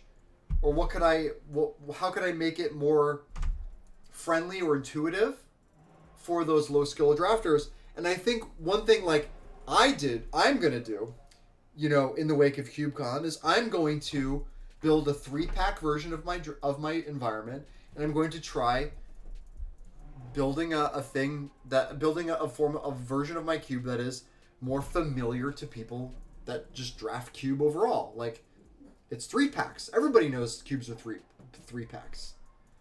4-packs may be too much complexity for less experienced drafters. But 3-packs, even if it's more cards per pack, it's still more of a familiar experience.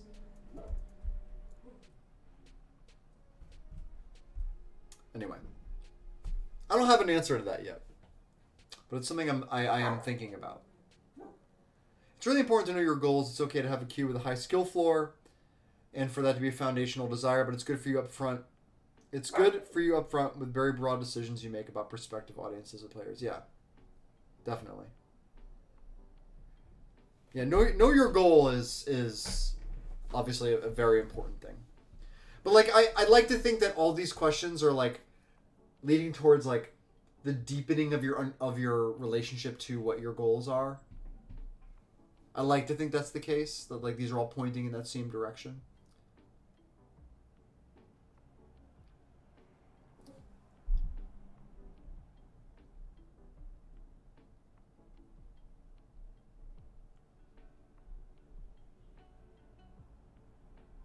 I'm looking through my notes. Don't worry, I'm not just staring off into space.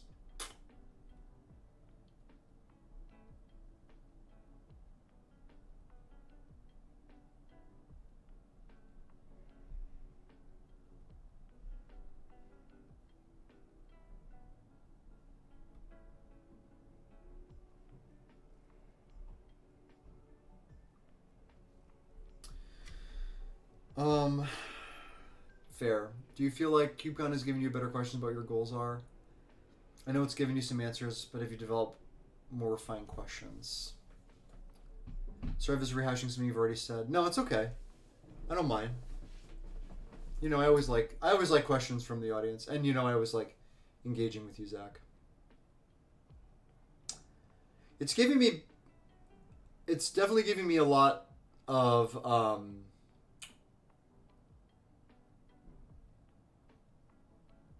I still have to fill out the feedback thing, the email that Zach sent out.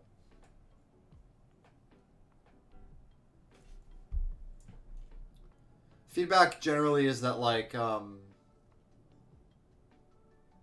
on, let me answer Zach's question first.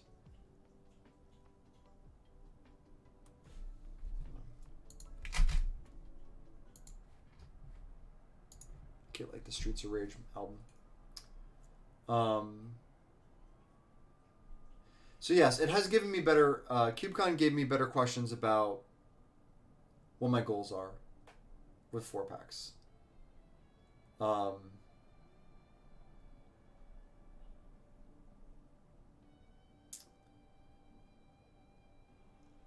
It's like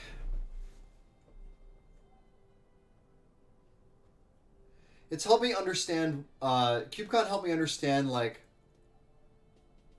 what about the design space of 4-packs of Magic is essential to the experience and what how I can play around, like how I can delineate from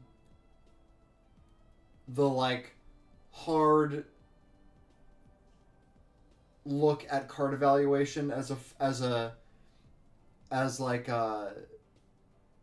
basically it allowed me to play into synergy more, like even more so than just using constructed deck lists and constructed power level eternal viability as like a the primary form of card evaluation. Like I've been leaning harder into giving players the opportunity to draft more synergistic decks, and I think those were far and away what, like, people had a lot of fun drafting very synergistic decks, and then they had fun playing with ridiculous cards, like ridiculously powerful cards.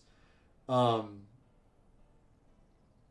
so I could find like more like a healthier place for that to exist that's not necessarily just constructed powerhouse cards.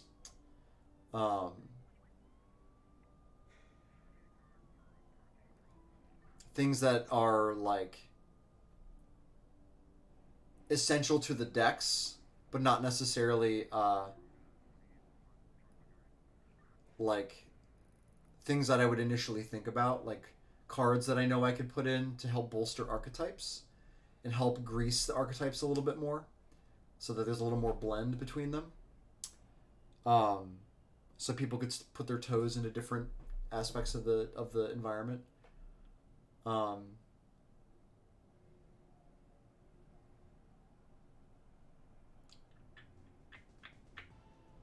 guess I need to like write out a little bit more about what my questions are, or my goal questions are. Still, primary goal is constructed play patterns, constructed deck building, constructed play patterns. But within that, there is a lot more space to play around with than I thought. And the need for redundant effects isn't applicable to all card types as I thought it was. But I guess that's more of an answer. I'm going to work on the question aspect of that, I think, a little bit more. But next time you draft it, Zach, it's definitely going to be 3 packs of 20. I think I told you that already, though. Can you share what feedback I gave? So I didn't write the thing, but generally, what feedback can I say right now?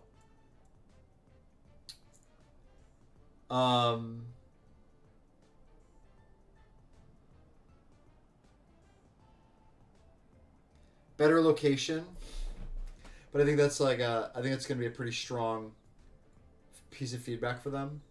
Just more centralized, like Chicago would have been better than Madison.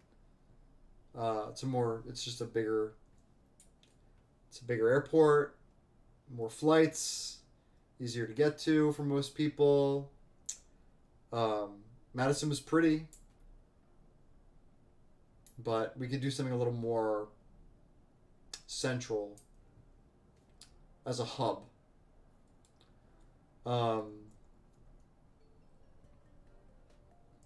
Little things about like round timing. We could probably go up to 50-minute rounds. Hey, Crackshot. Thanks for the sub, buddy. I appreciate it. I really appreciate that, man.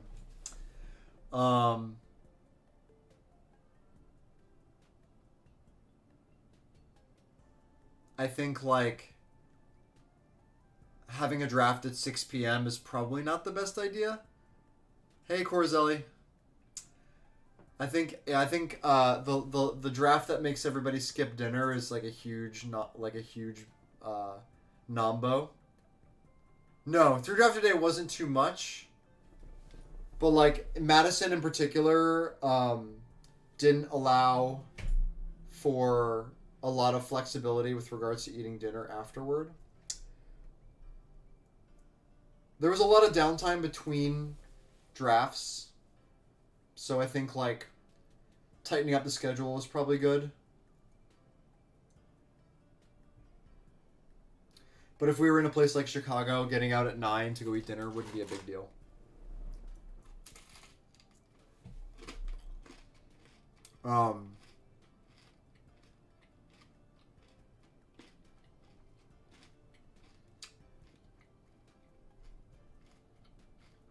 There was a lot that was kind of thought about and planned for. It was pretty impressive.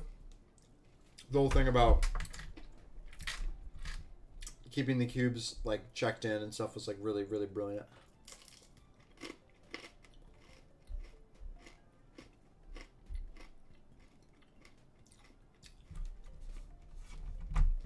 Sorry, I'm like taking a small break. I should probably order some food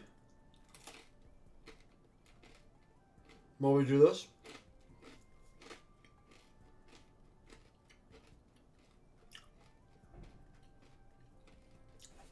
Right? Yeah, let's order some food real quick.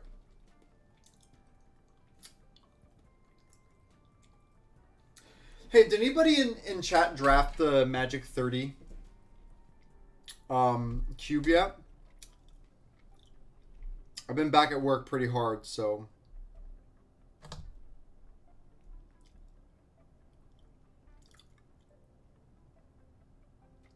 Oh, interesting. I just got asked to, I've done 3 drafts twice today. Jesus. Yeah, it's still up.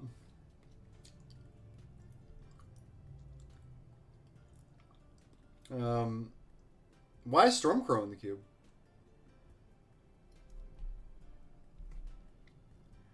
I just got asked to work a vendor booth at Philly. I'm not sure I want to do that.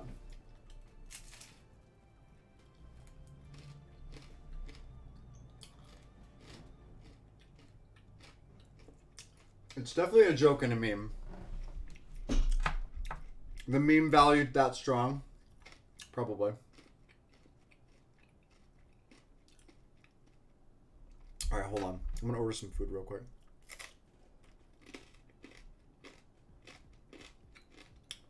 It's been a while since I've literally talked for 2.5 hours straight. And I have a work meeting tonight, so I'm going to have to talk more of that too. I got to make sure I'm fueled up.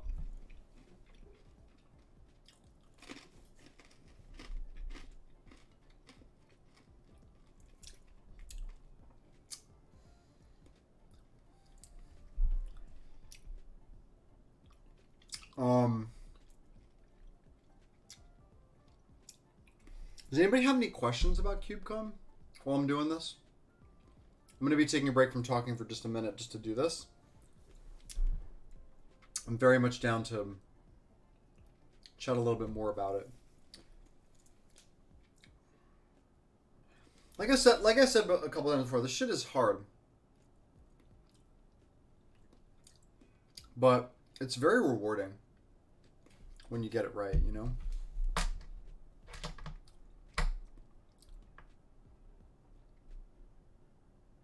All right. We're going to get some soup. Fish dumpling soup.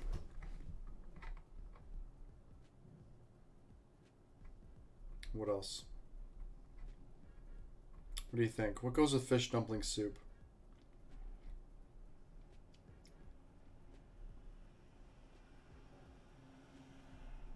Broccoli soup. Holy crap. Holy crap, holy. Bless all of you for just sitting and watching me just order food on Seamless right now. I love all of you very much. Seriously. Like, really, you guys are fucking awesome. Because this is not the most exciting thing in the world right now. Ooh. Alright, that sounds good. Rice, bean, avocado. Alright. Let's do it. What set? I mean, what set was Cube tier list? What does that mean? I don't know if that's something I really want to get into. Why is this so expensive?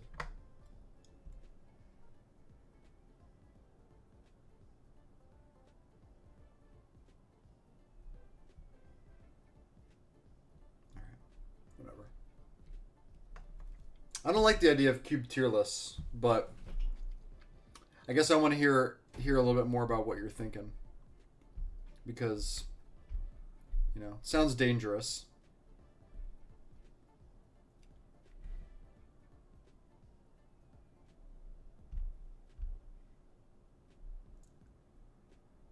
But, like, what am I ranking, though? Corzelli. By the way, Matt Corzelli is a local New Yorker.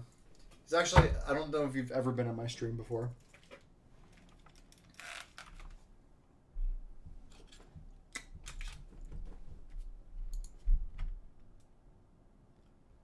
I don't have the most exciting stream. I'll tell you that. Just sit here and talk about nonsense.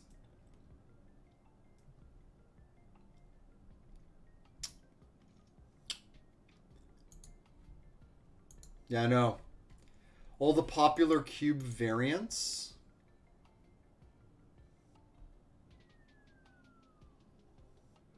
Well, I can tell you what was at CubeCon. I mean, should I just do a draft right now? Of the Magic 30 Cube? I'm not really in the mood to draft right now, but I could do it for the sake of content. Wow, what is this music, huh? The Dreamer.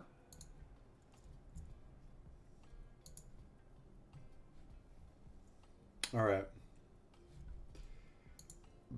Let me see what loading... Oh, you know what? I haven't opened Magic Online since they transitioned over. So I think I have to uninstall it, right?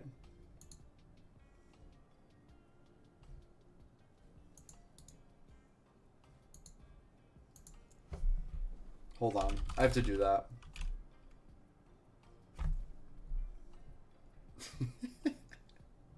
Yeah, sorry, Crackshot.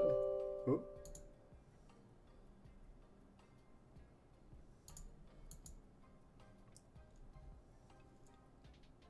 How do I even do this?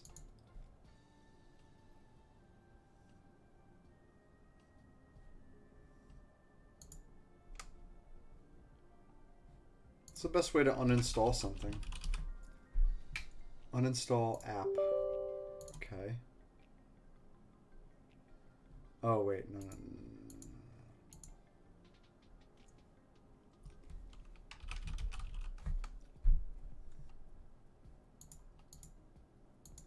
Yeah, I probably can't even boot up Magic Online right now.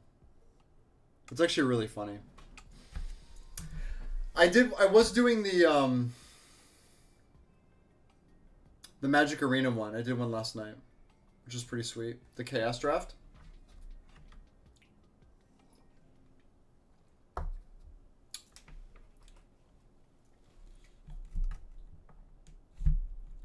Anything else I could even talk about here?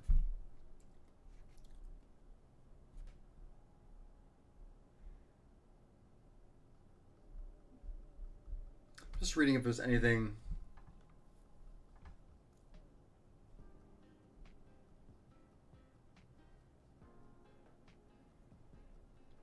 Like, can I put a you know, a final collection of words here on this? Sure, I can do that. So I'll say, to close out on lessons learned.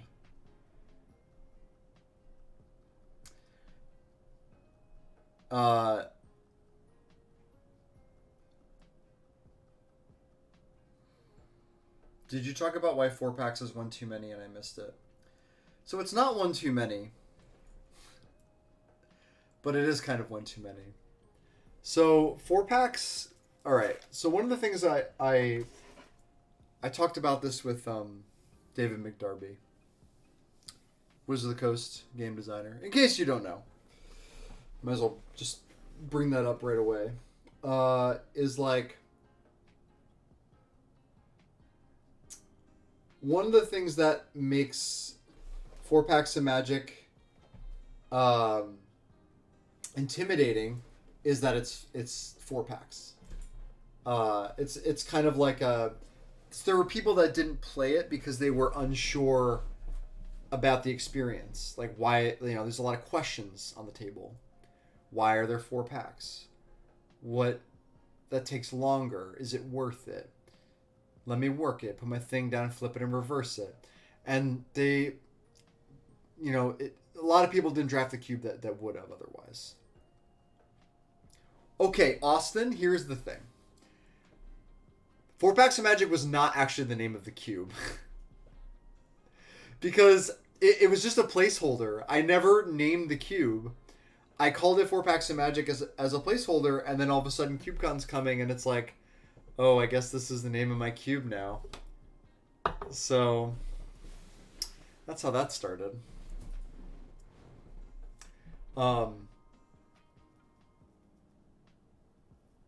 So 4-packs is a gallon of magic.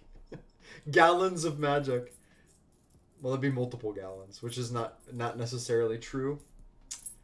4-packs is a cool name, yeah. Well, I guess I ended up kind of liking it because it defined the experience right away, but it also kept people away from it. I think people were intimidated by the 4-packs. There was kind of a cognitive overload with the amount of picks, and there is something. So what McDarby suggested was that we need more cards in the pool. That's why there's 4-packs. My goal is to let people build constructed decks, quote unquote. So can we do more cards in your pool while still doing 3-packs? And if we do 3-packs of 20 cards, that's 60 cards as opposed to 64 cards, which would cut. So if I were to shrink the cube down, it would be 480 cards total that would be drafted instead of 512. So would the environment be less intimidating but still have a lot of play to it if I were to offer it as just a 3-pack draft environment? What do we lose? What do we gain? I don't really, I can't really say for sure without drafting it. But I know that, I got to cut some lands, and I got to cut some chaff. So I think we'll see how it feels, if it feels different, if the decks look different. One thing I noticed too, it is part of the appeal, yeah. I might just have a 3-pack and a 4-pack variant of it. The 4th pack is a big part of the fun of the cube, but it's also a high complexity part of the experience too. And there's something to be said, there's something to always be said for I can have a high skill floor but still have a more it doesn't have to mean that I'm strictly it doesn't have to also be very high in complexity in terms of just the draft itself, or a more longer, more decisions. That has there's a lot of weight that comes along with that. So I don't know. It's going to be interesting to see where that comes up. Can someone get me tracking for.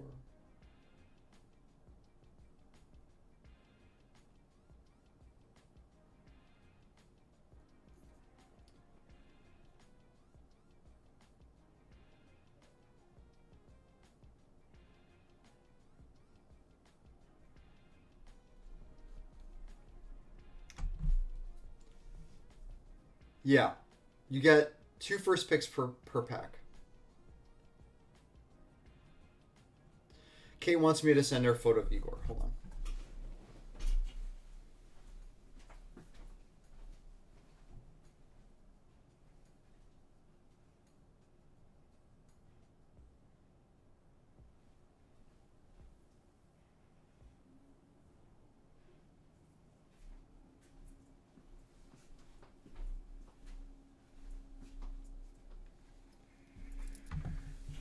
The double masters picks is like a really important part of the thing, because it does a lot of balancing for people being able to approach the environment in the way that I like. You're interested to see what happens when certain packs have more or less cards. It's almost the same amount of cards, it's just less actual packs. Yeah, we'll see.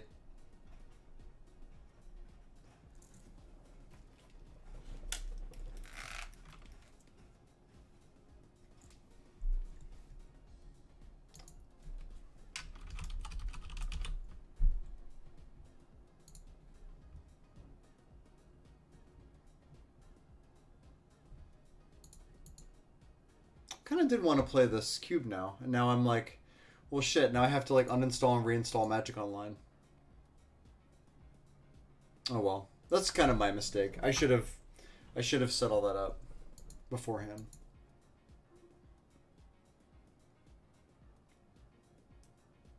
Oh, you know what we can do now? I have a subject matter change we could talk about. I'm going to go over some of the cards from the new set that I'm excited about. We're going to do some spoilers.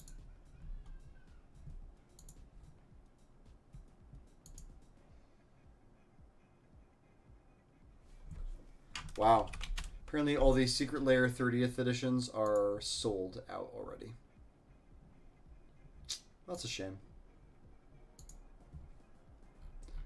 Okay, so who here has been following the spoilers for the Brothers' War?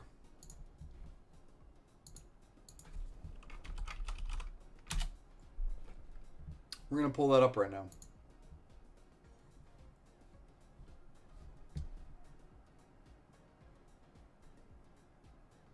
You have not? All right, well, we're going to go through this today. It's going to be our next point. You were live tweeting them? Me, counting the number of costs in my cube that Power Stones work with. Here's the thing about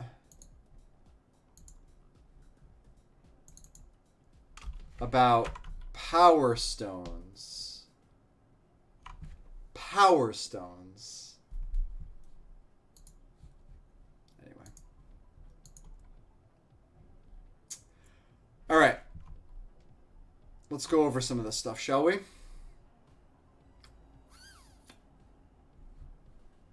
forgot how many ads Mythic Spoiler does. Okay. So how are we going to approach this? Let's go over some of the spoilers and talk about where they might fit given what kind of environments they might want to find a home for, and whether or not they're good for my cube or standard legacy cube or any kind of novelty cube. I'll try to hit as many points as I can. But first, I'm going to use the bathroom. Too much coffee, people.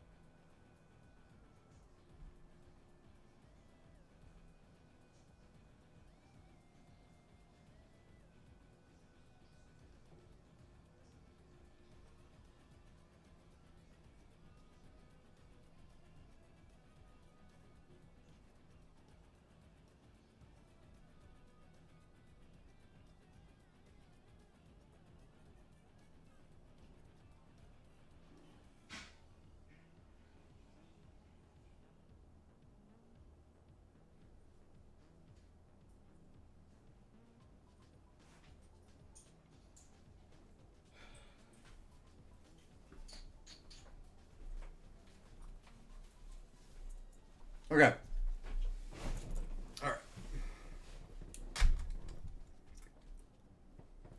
We've seen Urza.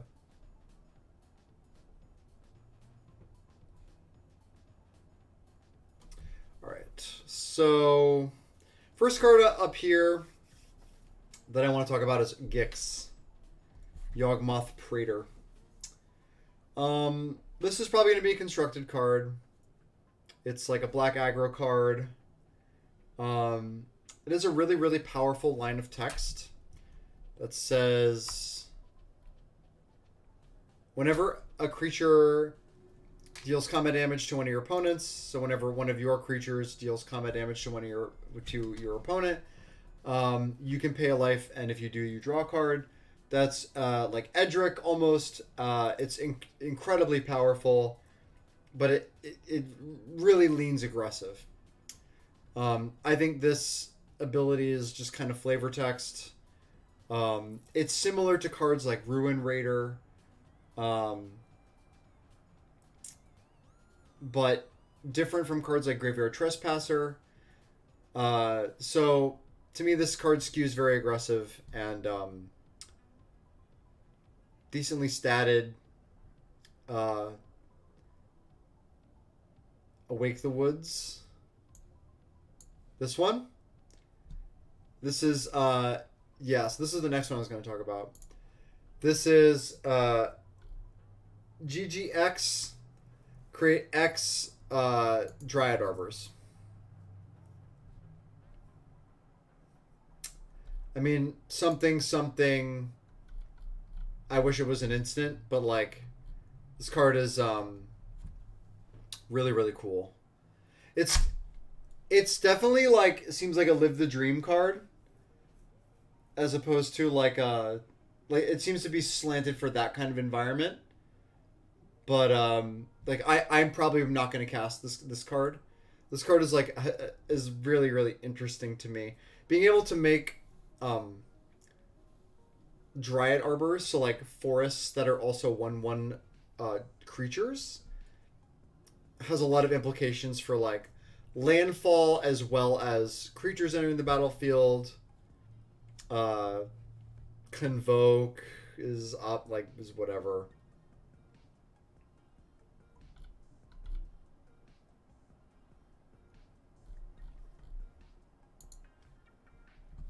I think it's a really cool card.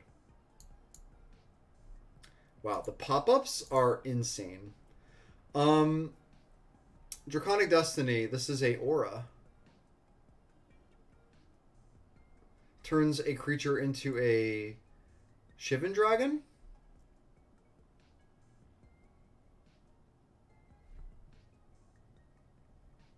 And that has the Rancor text? No, it doesn't. When this creature dies. So that's actually, yeah. Not when it leaves the battlefield, not when this goes to the graveyard.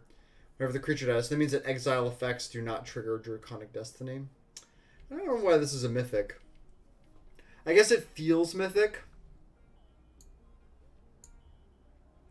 This costs 8 mana. That's pretty rough.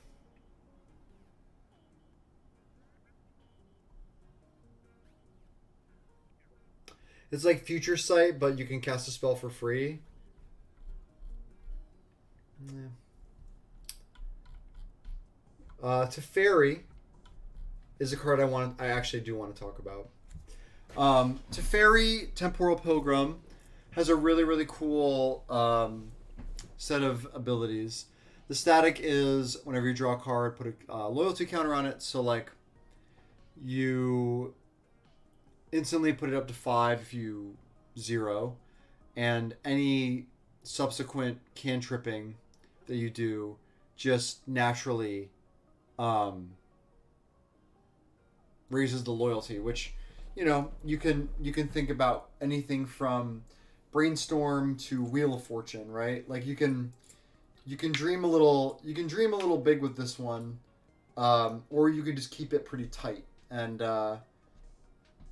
I think that this is like as somebody said to me when it was revealed, they said that this was like a fixed control win condition that's like less bullshit than Teferi Hero of Dominaria. Because Teferi, like it doesn't kill quickly. It just, like, makes the game go on forever. And, like, I think win conditions should win the game and not make the game drag out. Before, like, make the opponent want to concede. Like, that's not very fun to me. Whereas this, like, makes 2/2 creatures with vigilance that get bigger whenever you, like, draw cards. So, like, the creatures are fed by the planeswalker, and the creatures can attack and kill your opponent. And they have vigilance, so they can defend. It's very cool. The ultimate...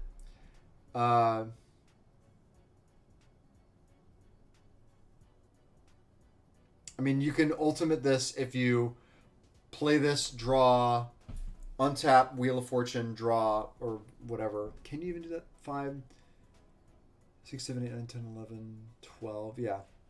If you play this into a wheel, you get to ultimate it in one turn, which is kind of cool. The ultimate's fine. It's more about the 0 and the -2. This is a cool card. I'm gonna try it as a win condition for control decks in my cube. I think this is pretty easy for me to see this being just generically powerful. So I like this card. We have the fixed Shieldred over here. Pretty weak stats, weak sauce, but it dies and plays a creature. I don't know, this card's not very exciting to me. Any card, I'll say this too. Any card that says whenever you draw your second card each turn, do something, like that's not very exciting for me. That's like, you're getting paid off for doing something really powerful, which is drawing 2 cards in a turn, which is already something you have to work for or is something good in of itself. So stacking rewards onto that isn't, like, exciting to me. It's just, like, more of a good thing, which sometimes you don't really need that. So there's, like, some of that stuff in the set, which I'm not all that thrilled about. Let's check on my... Let's throw this bad boy. Actually, let's do this and this. There we go. Taxian Puppeteer is the most exciting rare for my cube so far. Big cycling theme, big self-mill theme, lots of potential. Self-mill theme.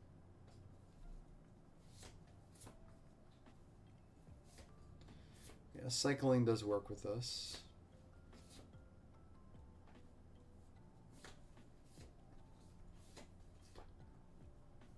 That's interesting to hear you say that.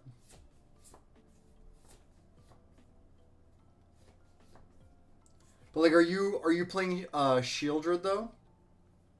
The new one, the 4/5.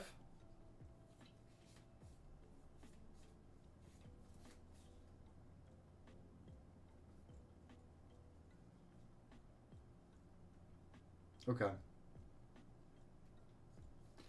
Because this like is less of like a, you can't just like storm off and cycle a bunch of cards. This only triggers basically once per turn. Well, yeah, it triggers once per turn.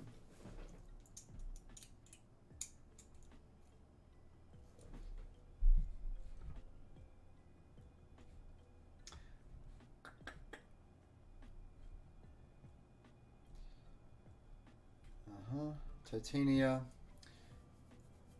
People were saying things to me about Titania. So 3-mana, 3/4 reach. Whenever a land card's from your graveyard, you gain 2 life. That's okay. It's good with mill, I guess. If there are 4 more land types in your graveyard, and you get to meld it. Oh, it's a meld creature. This card is okay. It's not very exciting. If your goal is to say you can do this, sure, but like as a card, this doesn't really do all that much. It's just a big body that triggers off something that's not easy to do, which is put lands in your graveyard.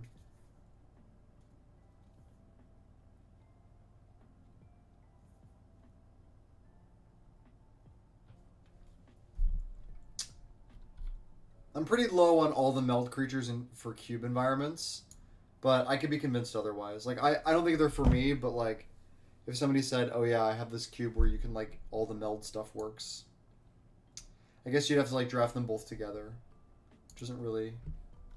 It's not really something that is feasible for most people.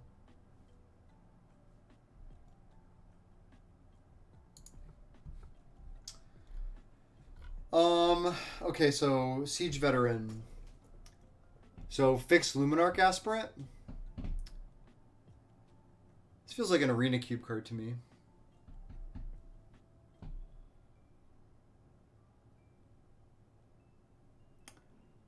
It's just more expensive, does the same thing.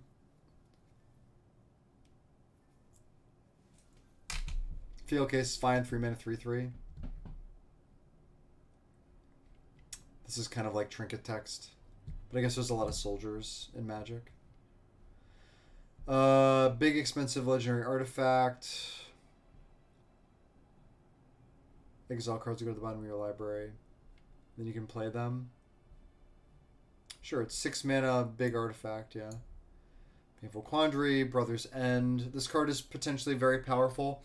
If you like sweepers for your red decks and your cubes, this does a really good job because the alt mode is... First of all, it does damage to planeswalkers. Second of all, wiping artifacts is getting more and more relevant as we go on with Magic. So if you like these kind of slag stormy effects, this is excellent. It's not what I support in my cube, but I could easily see this being, you know, valuable for a lot of people.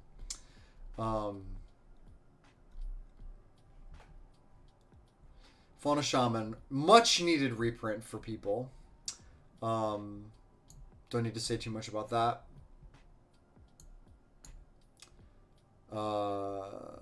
Big Dragon. I like that it deals 4 damage. That's nice. Diabolic Intent, also a much needed reprint. I'm actually pretty surprised this card is printed into a standard set, but I also learned recently that this set was originally supposed to be a supplemental product, so there's still lingering card designs from that. Diabolic Intent being reprinted is definitely a huge signifier of that. This card is very, very, very, very, very, very, very, very powerful, and the sacrifice a creature text is considered an upside in deck building. This is obviously a great commander card. It is going to be a constructed card. I don't know how much we need it in cube given the amount of good black tutors we have already. But if you're in the market for it, let's go. Drafna. So if you play Artifact Bloobs, which I saw the other day, somebody posting on Twitter, if you play a heavy artifact theme cube, those also usually are blue. This card is potentially extremely powerful. Remember, it says copy an artifact spell you control for 3 and a blue, which essentially means when something is on the stack, only means that something is on the stack, you can copy it. And then once you copy it, you can bounce the non-token and recast it. Obviously, it's a pretty big mana investment, but blue artifact/artifact stuff tends to make a ton of mana. So this is a interesting card that I could see people using in more niche environments. Lorna the Third Path is a Reclamation Sage in white that has Vigilance that taps to let 2 people draw a card. This is a legacy playable D&T card. I am not going to play this in my cube. But I could see it. I could see this being a card in my cube. But as of right now, I have no plans on testing it. I guess if I keep going up in artifacts, it's probably good. Which I imagine is going to happen in this set. So you never know. Obviously, you can mitigate the draw in constructed, but in limited it's a lot harder. In a cube and limited it's a lot harder.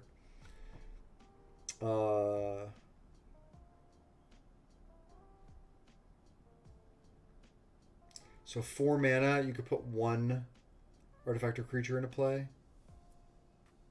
Hey!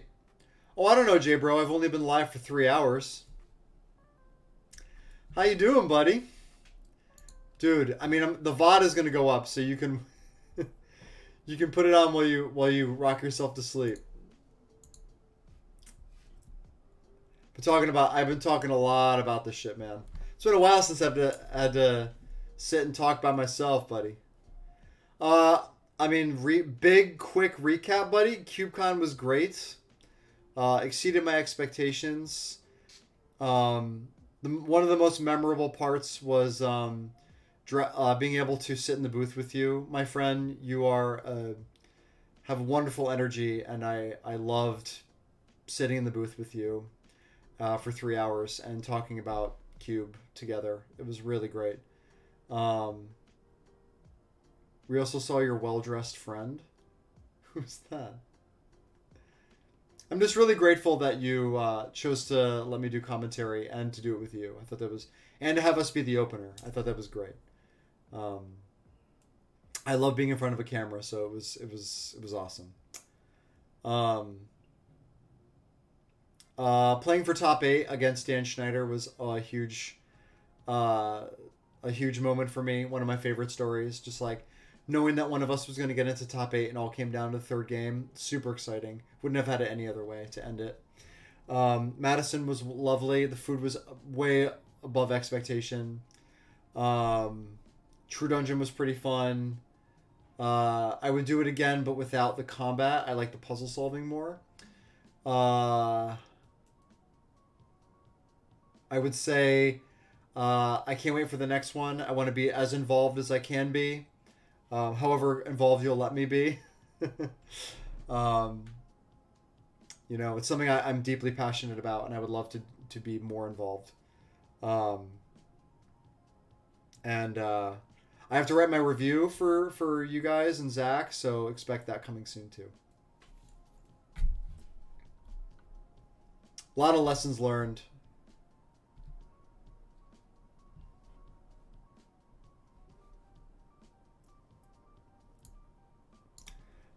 Okay, let's keep going on this.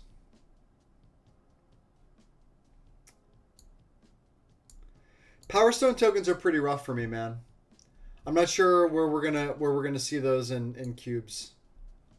Unless you can sacrifice them, or again you have a really heavy artifact theme. They're just pretty, they're like decayed tokens in a way. Like they're just like game objects to me. So I'm still kind of in the dark as to what to think about them, which is why I say, where is it? Power Stones. I know I need to come to karaoke. I'm like a very very passionate karaoke person. I love to sing. Lots of Lands Matters cards for you in the set. Really? Are there? Wait, maybe things came out and I'm still going through it, so.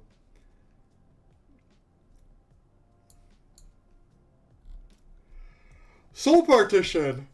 Works for 170 out of 480 cards in my cube. I have a ton of activated ability lands and cycling. Generally, I think it will be relegated to heavy token or heavy artifact cubes. Yeah, I agree. Incidental token making is very powerful. Power Stone tokens are very narrow. Obviously, they can't do charges forever, so eventually we'll have to hit a kind of a brick wall with that. Hang on. Copy.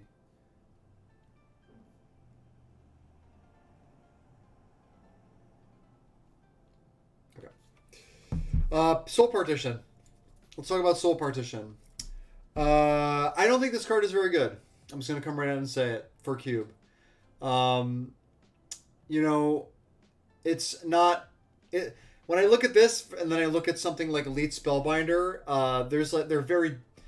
being that this is not attached to a creature, and you can't create forward progress while, interacting with somebody's permanent, is a pretty big downside to me with the Soul. One of the only caveats is it's really good against reanimation targets, because they likely cheated it into play. Therefore, by exiling it and making it cost more mana, it's going to mean that it's effectively exiled. But, like, I think most of the time this is not going to pull its weight. There is another white removal spell, however, that will pull its weight. So we'll get to that later. Urza's Command. Again, cool card, modal.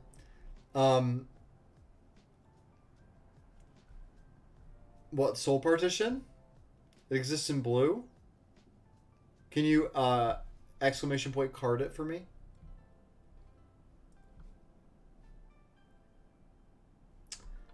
Again, so Urza's Command, interesting, but tapped creature, tap Power Stone token, not really doing it for me.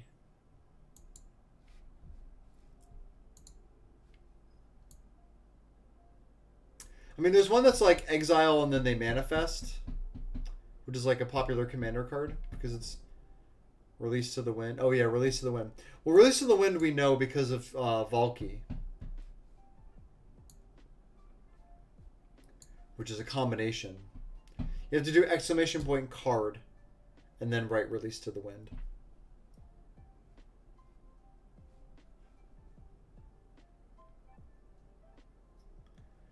This, like, these cards are cool, but they're just like a little too inefficient for me. But I like that they exist. Yeah, that's the one.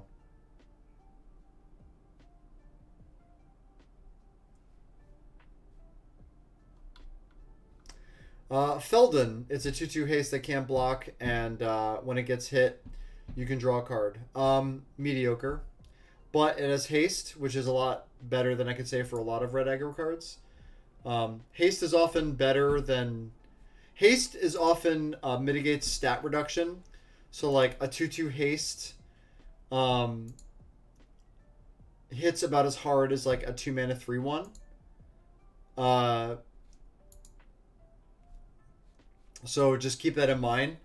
That it can't block is a pretty big downside, however, and you know, the fact that it has to be dealt damage and not die for you to be able to draw a card off it is kind of a bummer. So it's fine. It's not great, but it's if you need critical mass of red 2-drops that have haste, boom, you got one. It's, you know, it's better than Nest Robber in most scenarios. There's not that many 2/2s for 2 with haste that are costed like this. There's like Ash Zealot, but Ash Zealot's like way harder to cast. Yeah. Alloy Animist. I would like to see a card like this in like a common uncommon cube. But again, there'd have to be a lot of incidental artifact token making. Food, blood, treasure. Food, blood, treasure, clue. Yeah. It's really cool if you can do it with that. With like incidental tokens.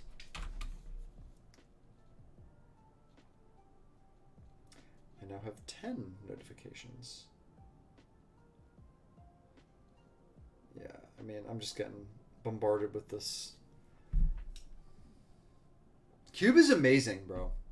That is your quote on your stream. Audacity. +2/+0 trample aura when I put in the graveyard from the battlefield, draw a card. Welcome to Bogles. Welcome to any enchantment-based strategy in Pauper cubes or Peasant cubes. I mean, not Pauper cubes. This card is great. Low opportunity cost, replaces itself, gives evasion. This card's great. Obliterating Bolt. This is Thunderous Rebuke, but has an exile clause. Good rate, 2 mana, 4 damage. Can't argue with that. Kills planeswalkers. What is this? Sorcery, 1 black, draw 2, lose 2, or -1/-1. Yeah, it's pretty modal. It's nice. I like that. Common uncommon cube as well. Shrivels are always welcome in those environments. What's the single best experience you hope to have the next CubeCon? Taking it all down? Woo! Way to scratch that competitive itch, Jay, bro. I would love to be able to make top 8 next time, given that I was 1 game away. This time, I would love to be able to do commentary again, and be on camera again. I just want to be on camera again. I want to be like, I want to make more people happy in that community. I want to give more to them, whether that means like, you know, bringing more cubes or being featured in some way, being a spokesperson, whatever. You heard me say it already, man. I am very passionate about this as a project, and you know, I just want to make more people happy and get more people to Cube. I think that's like I talked a little bit about the communal joy of Cube, and I really believe in that, especially as you know, as we see how much paper matters for this community. Yeah. I want so many players we get. I want enough players we get every cube draft every round. Yeah, that'd be nice. I think we will though. I think now that we've established that CubeCon is a thing and is going to happen again, I think we'll have a much bigger turnout next year. Hercule. This is kind of a cool card. At the beginning of your end step, if you've cast a non-creature spell, look at the top 5. For each non-creature spell you cast, you may put a card of that same type into your hand. So if you go Hercule Master Wizard, play Mishra's Bauble. During your end step, you can look at the top 5 and find an artifact. If you go Hercule, cast Gitaxian Probe. At the beginning of your end step, look at the top 5, you can find a sorcery. If you untap with Hercule and you cast, you know, Ponder, Lightning Bolt, you can look at the top 5 and find a sorcery and an instant. So, this card is like really cool. So that's like it does cool things. It's kind of finicky, but I like it. What promotional material should we have for next year? CubeCon wrap? Yeah, I think promotional material should be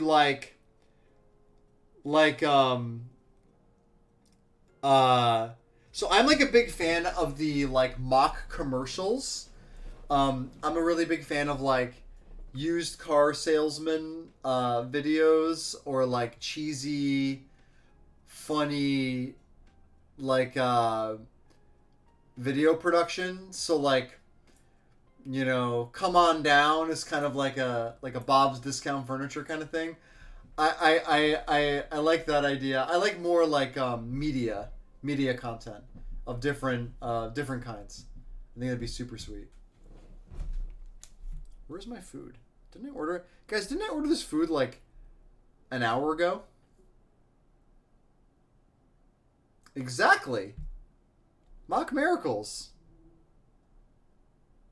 I think they're on my block. I'm probably going to get the buzz any moment now.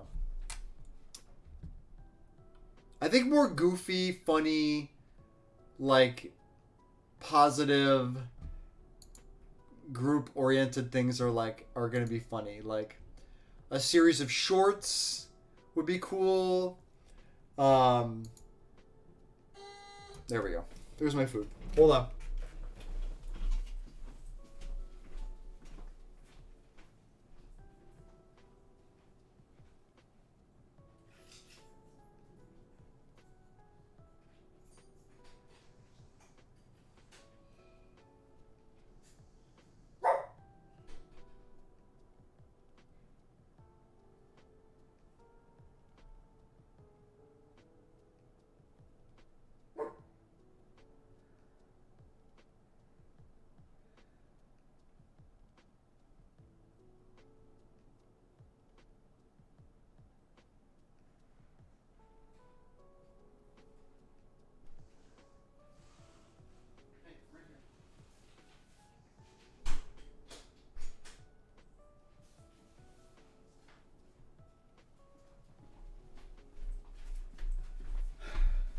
Oh my god.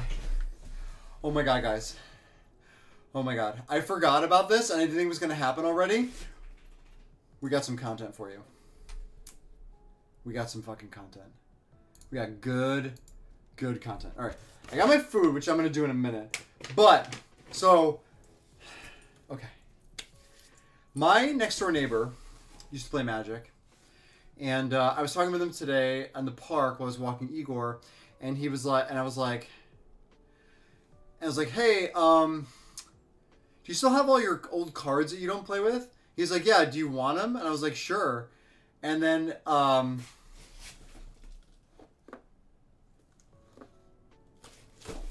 we're going to look through this.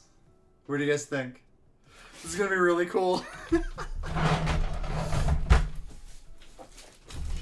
I looked through this like years ago. I have no idea what's in here. I have no idea. Okay? This guy has, I think he has like revised cards and shit. Like, look at this. Look at this.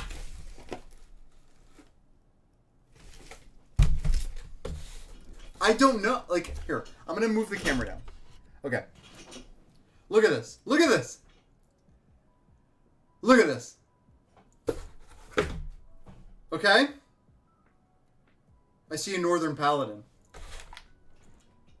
Alright, look at this. Shards of Alara. Guys, oh my god, there's a Birds of Paradise!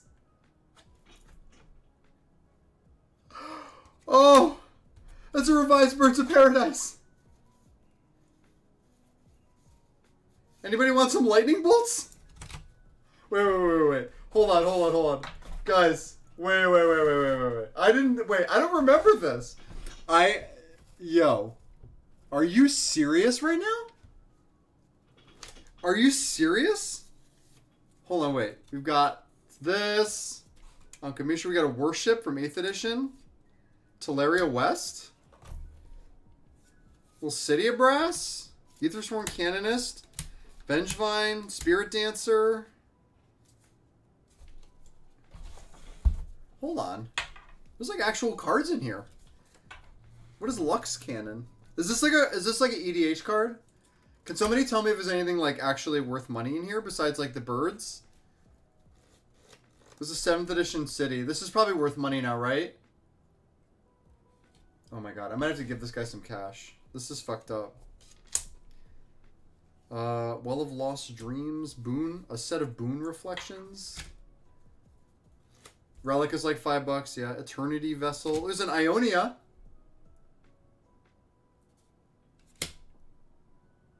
Narcana Revenant, Hellkite Overlord, Blood Chief Ascension. Ooh, Grave Titan's probably worth money still. Look at all this shit. A playset of Divinity of Prides?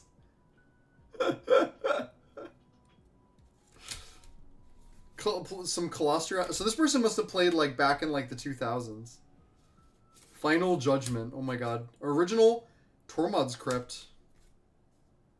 Another Everflowing Chalice. Storage Matrix. Expedition map's probably still worth something. Mishin the Mind Cage. A playset of... Oh boy. Those are Legends cards. Whoa. Yeah, like this is already money. I know. They don't play Magic anymore. A playset of Kalidas, Blood Chief of Get.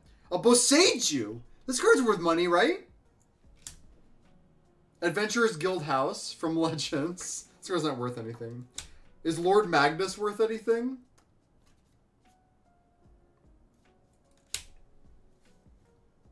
Mass Hysteria. That's what I'm feeling right now.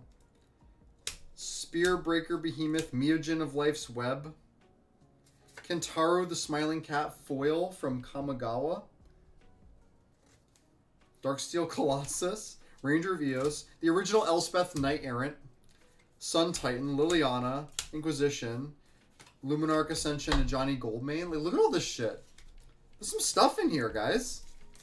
Holy moly. Yeah, is Lord Magnus like a thing? This Birds, I think, is like $40, right? Because it's revised. Boseiju. Yeah, it's easily like a couple $100. I gotta buy this guy dinner or something. Magnus is $5. This is crazy.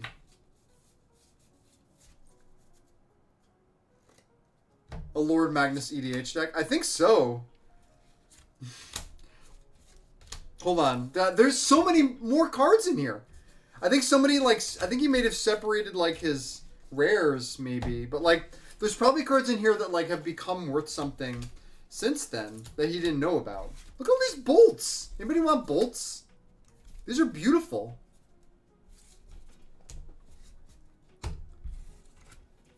All right, let's keep going. This is crazy. Some chalices. Yeah. So I've got... Now there's more rares. I mean, there's Tuk Tuk. Are you having a good time like I am? This is great. Oh, a little foil Cloudheath Drake. Broodmate Dragon. Sphinx Bone Wand. Gelatinous Genesis. Lush Growth. Foil. Llanowar Reborn. Ooh, original Zendikar Land. Is this card worth anything? It's a legend. Mael the Anima. See, you think it's bulk. You think it's bulk, but maybe it's not. Yo, a 7th edition foil Monstrous Growth. Like, that's what I'm talking about. No, it's not worth anything. This is dope, guys. This is a mint 7th edition foil. All of these are worth money. All of them. Not of This World. Punish Ignorance. Crucible of Fire. Lol Mage Mentor. Sanguine Bonds. Isn't this card worth money from EDH? Now, but like it wasn't for a while. Pride, Felidar. Sanguine is money, yeah. Boom, boom. Felidar Sovereign, Wall of Reverence, baby. A whole handful of them. Enlightened Tutor, that's got to be worth money. Gigantomancer. Glinthawk Idol, the original, the OG. Poison Counter. Disperse. The Wall of Omens used to be worth money. Death Grasp. A playset of Mesa Enchantresses.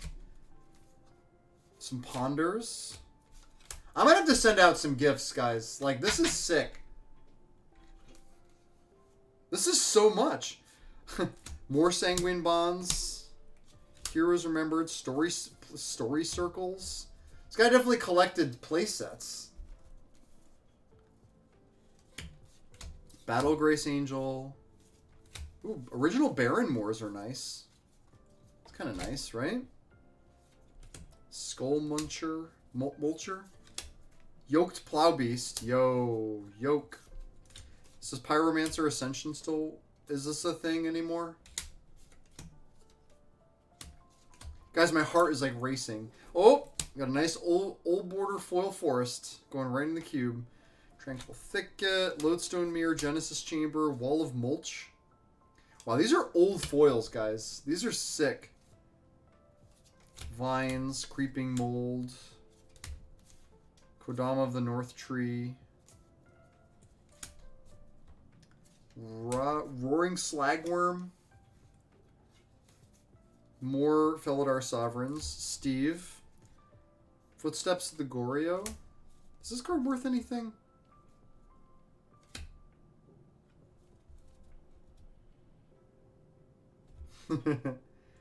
Original Fear. Ooh, Knight of Souls Betrayal. Is that worth anything? Ninja the Deep Hours. Phantasmal Abomination.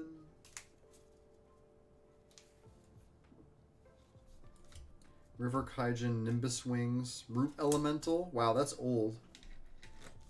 These are all fucking... This must be all rares. Or mostly rares, or something. A lot of Shards cards. Soul Scour. Oust is worth a couple bucks. Wow.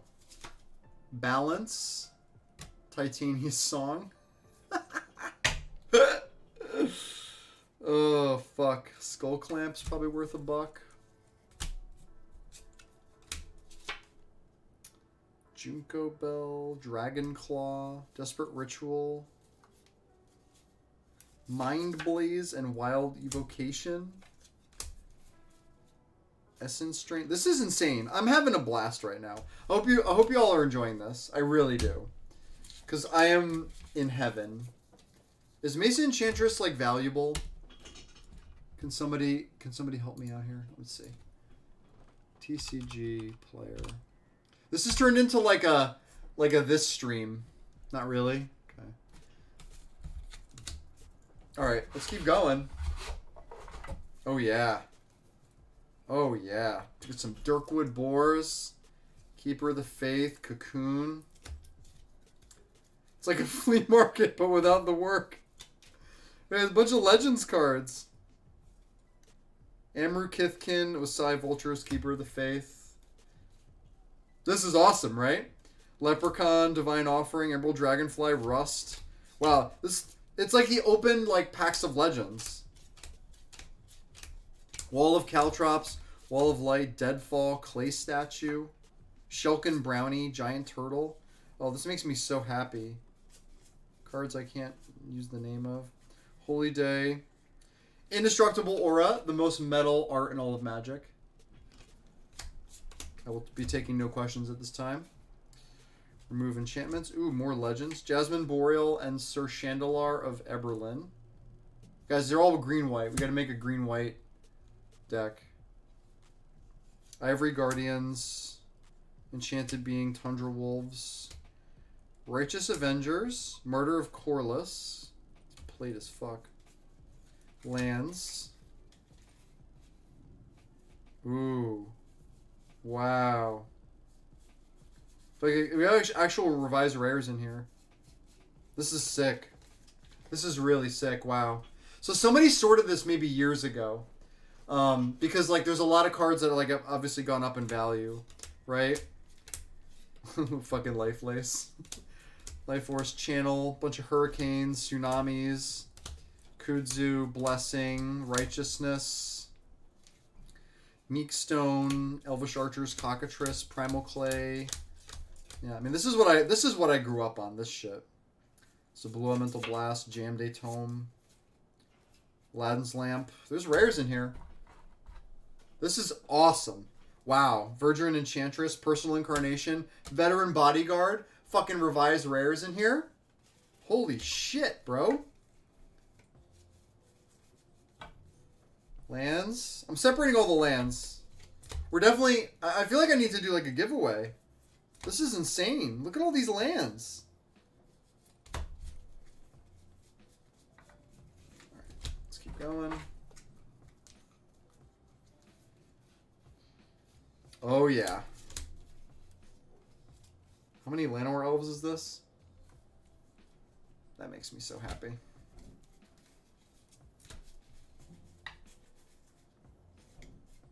Assault Monolith, Pure Lace. Obviously, the laces, they're just not even, they're not anything. Script Sprites, Crawworms, Brassman, Castle, Lands. Like a pig in shit right now. What time is it? 4:30? Yeah, we're just going to keep going with this. I got to eat at some point, but... Llanowar Elves. Just more elves.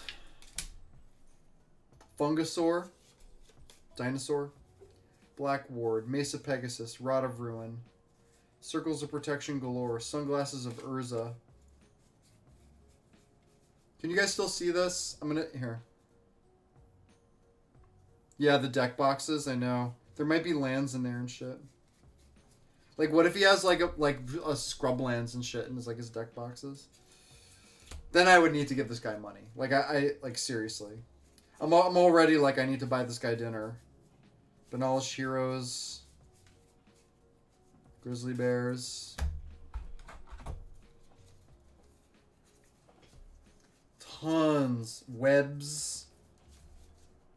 Uthden Trolls. Regrowths. This is the good stuff, y'all. This person obviously loved green-white. Swords to Plowshares.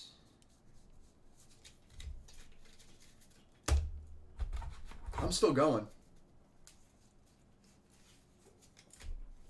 Oh yeah, more Llanowar Elves. Fireballs, Disintegrates, Sarah Angels. Disenchants. Tranquilities. Giant growths. Regeneration. Look at all these desert twisters. Resurrections. I have an alpha resurrection somewhere. It's like I found the collection that that somebody stole out of my locker when I was fucking 10 years old, man. That's how I feel right now. He's got a slip in here. Look, it says red creatures. Can't get rid of that. That's the good stuff. Lands. I'm gonna have to start like just putting this back in the box. Juggernaut, Clockwork Beast. There's like revised rares in here. I mean, nothing that's like super powerful, but still. Northern Paladin. Bunch of white knights. Where's all my black knights though, bro? All right, let's put all this stuff back. All right, so now next, I think we do the deck boxes. This is good stuff, y'all. Look at all these revised basics. These are all revised. Does anybody want revised basics? Can you just DM me on Discord or something? I'm gonna think about like sending some of this stuff out because some of this stuff is just so fucking sweet. Swords and shit. Wow. Alright, so this box is empty. Okay, so this is done. My heart's like fucking racing right now. Alright. Deck box.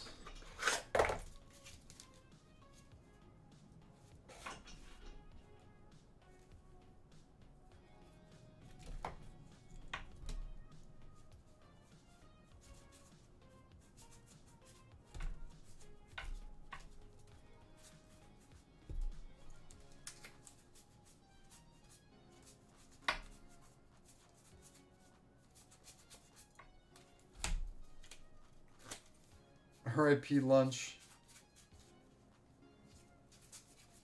Yeah, so guess what? These are not. These are fake.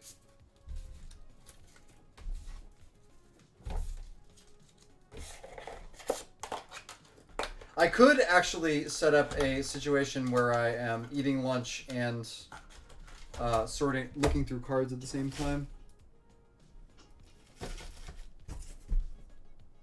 Let me do that. Let me get my bowl.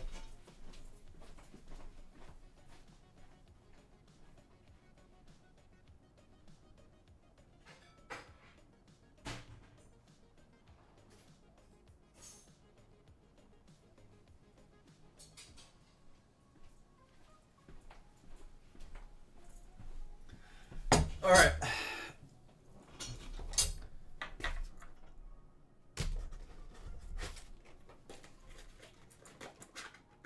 One more. Okay, so these are all. He was printing out decks to have fun, to just play with. These are not. None of these are real cards. Damn.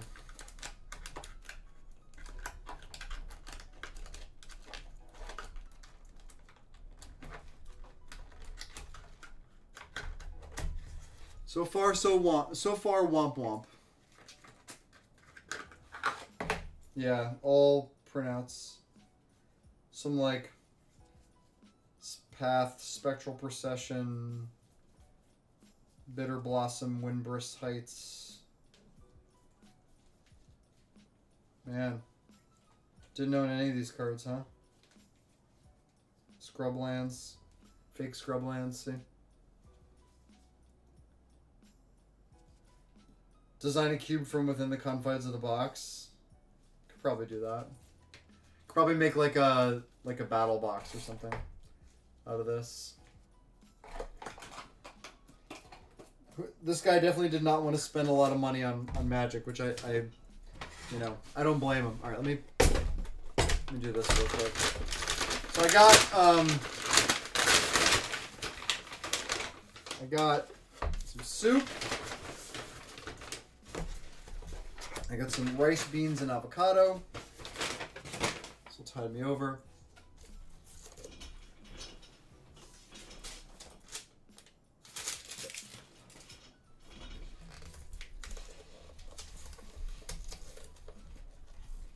It's just like this is like a dumpling soup. Yeah, there we go. Totally gonna be eating in front of you guys while I do this, so I guess deal with it. Okay, 2 more deck boxes. There are no real cards in this one either. Well, there are. There's Tectonic Edges. Somebody built some kind of Soul Sisters deck.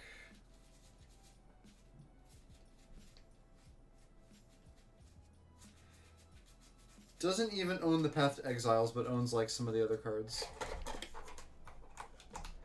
Was there like a lot of that in Magic competitive decks back then, or is this these are not competitive decks?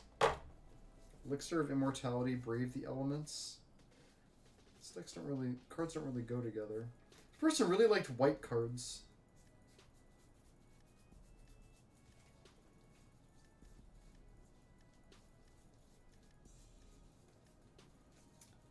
Yeah, nothing in here. Good night, Crackshot. Thanks again for the sub. Alright, so now that the deck boxes are done, full of garbage.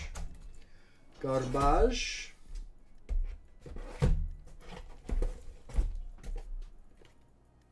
Now we can start to look at Cube.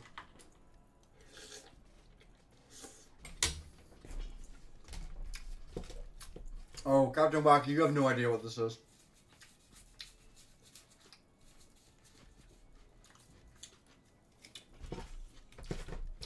Alright, let's see what all this shit is.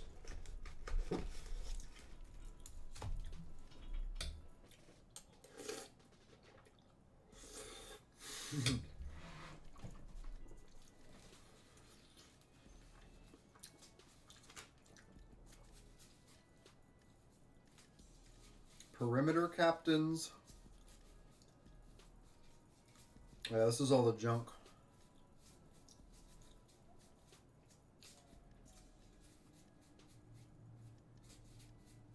I like there's random like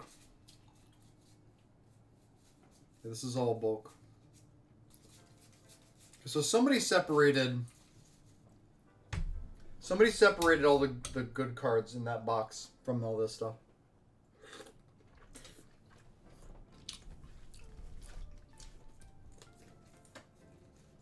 Oh, Summer Bloom still worth something? Probably not.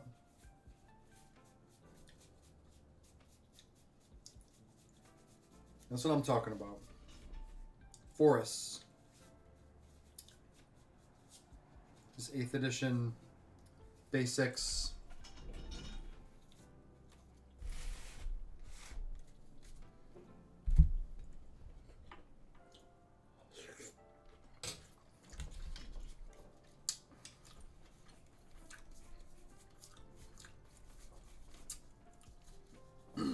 Oh. Thornthalid, Heroism, Daleth's Cone, Book of Wrass, Combat Medic. That card was nuts.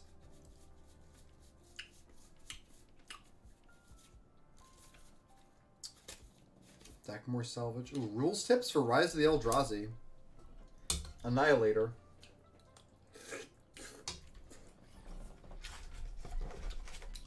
Alright, alright. Land Leeches, Scavenger Folk. Tel Jihad's Chosen. People of the Woods. Ondu Giant. My homie. My homie Ondu Giant.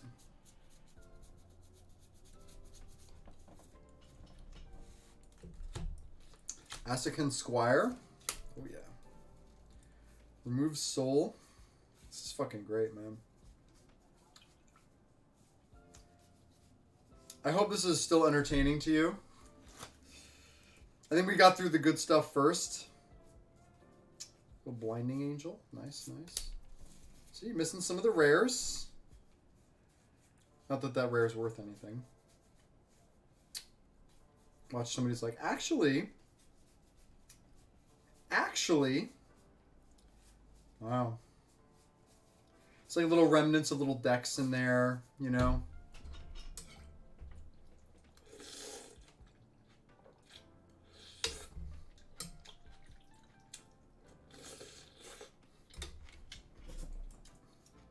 This is like rice and avocado. All right.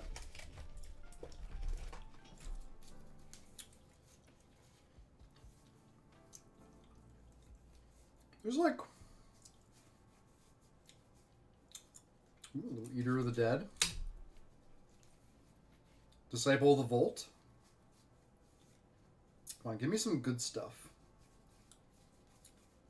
Give me the good stuff. Come on. I've been a good boy this year. Right? I've been a good boy. I deserve this.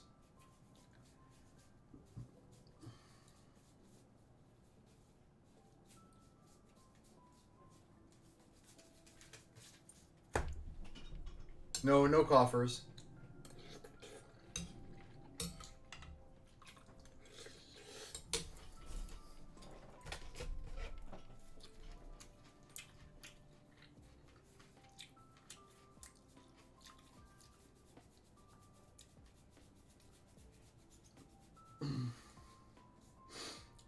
Reverse polarity. Yeah, there could be grinding stations in here. That's a good point. Dust to Dust. Holy Light.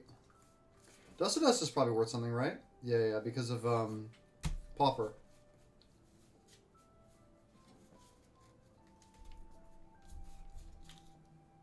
Yep, $5.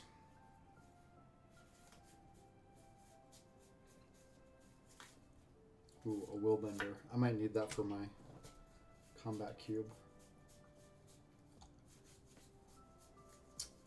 Alright, we're still going. Yeah, because of the bridges. It exiles the bridges.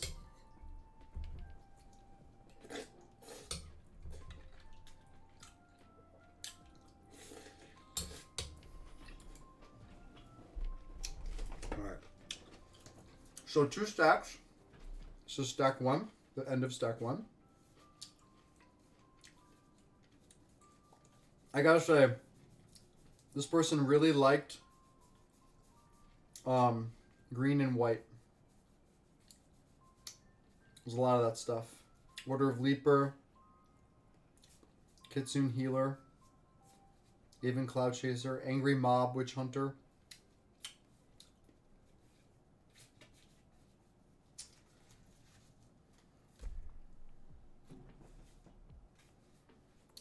Okay. Now we're on to Alara cards. Is Witch Hunter $11? My next door neighbor. Evolving Wilds. Nice.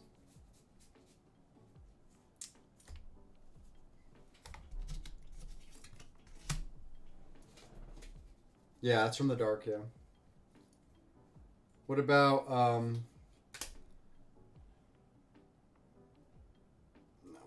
God's Eye, Gate to the Reikai.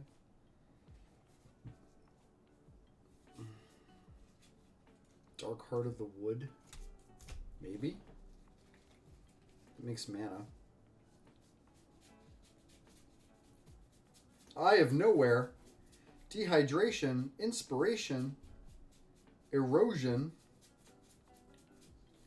Seething Song.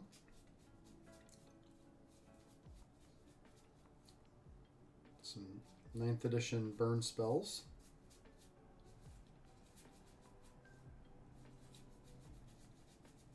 Rune Sword. That's always a funny card.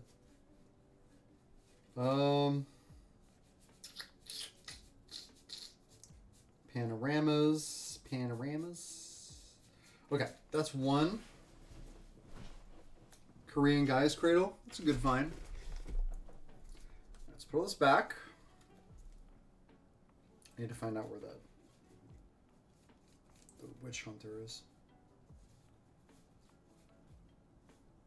Yep.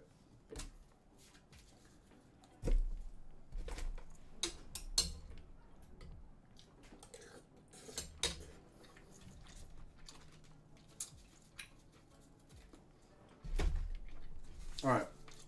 So I got one stack left.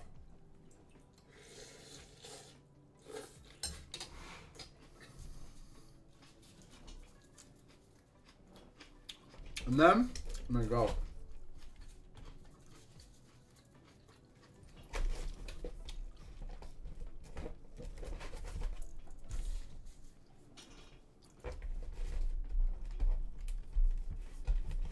Oh, we got more fakes. Is that broken glass? It is. Broken glass. Yeah, $11 for a witch hunter.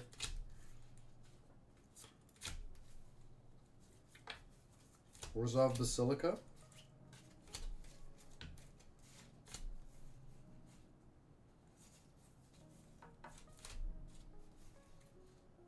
Diabolic Machine.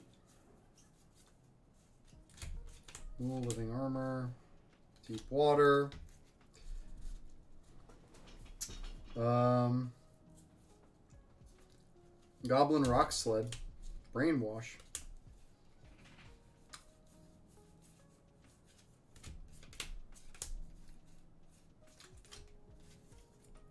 Tower of Coriel. I never... What is this card? Target creature cannot be blocked by walls. Well, thank God. Fucking walls.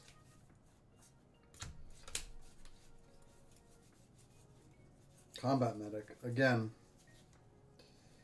Trauma. Are those worth anything?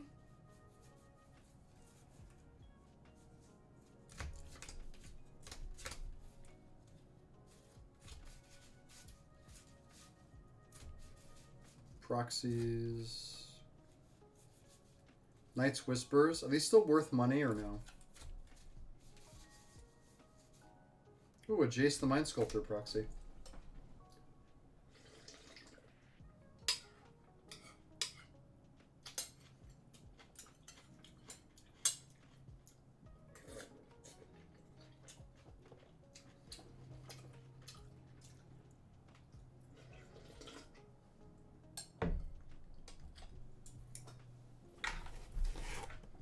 Yeah, $3.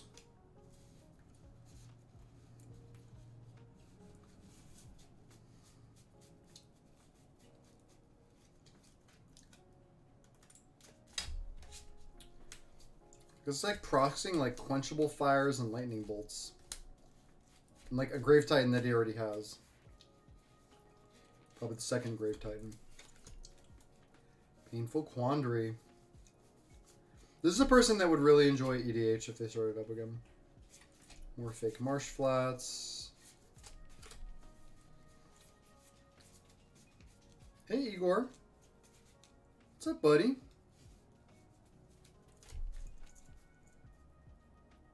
Ritual what? Oh, Ritual the Machine. We haven't found any of those yet.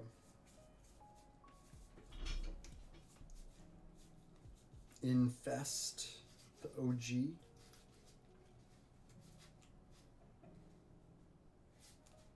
Wise from Yogwave. Distress. Wow, that's an old one. Hi, Igor.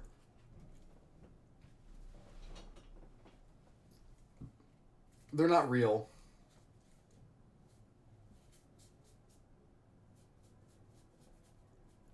Bunch of cards, bunch of cards.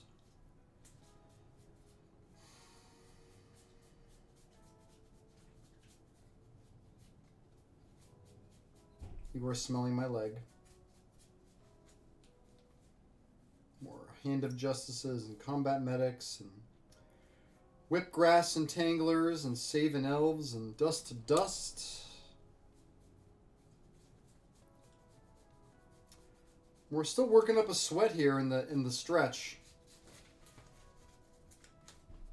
We got a little bit ways to go, guys.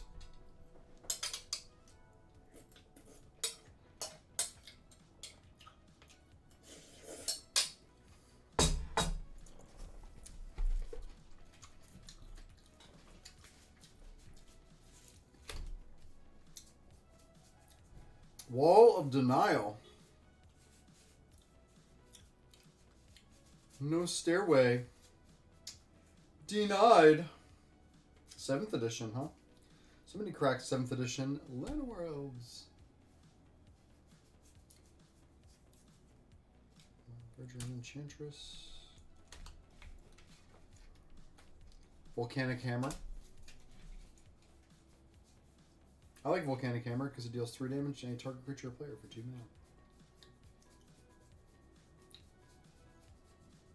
mana. Did y'all like that meme when it was going around? That was one of my favorite little moments we had as a community. Hammer, though. Dead Hammer. It's not looking too good, but we're almost done. So, not too much more to sit around for. Looks like someone's cracking packs of Dark Steel. Ooh, Cudgel Troll, the OG. Pacifism. Yeah, this person loved green-white. Holy moly.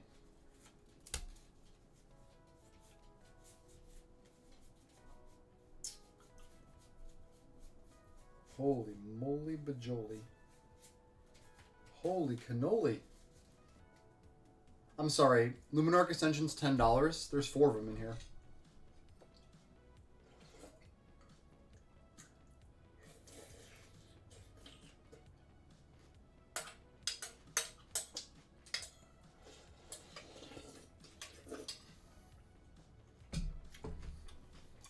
Yep.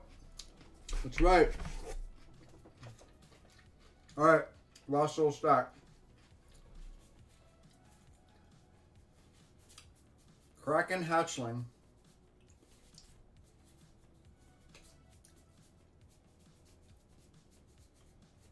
Harrow. Okay.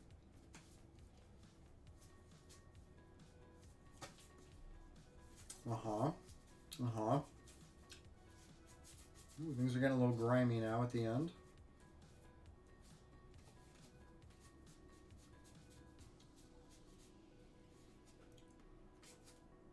Heaven's Gate. Sorry, Igor. And a bunch of Fallen Empires at the very end. Temple of the False Gods. Are these worth anything? Living Hive.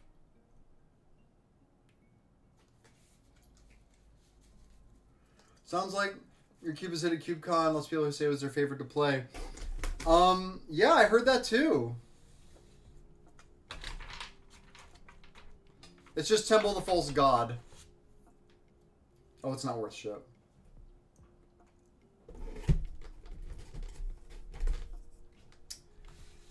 Alright, well there you have it. One collection sifted through. Took about, what, half an hour? It's not bad, right? Still got people watching too, which is kind of cool. Alright, that's going to do it for that. I mean, yeah, that makes sense. So basically, I got like one box of like valuable stuff. And then I found a couple things in here.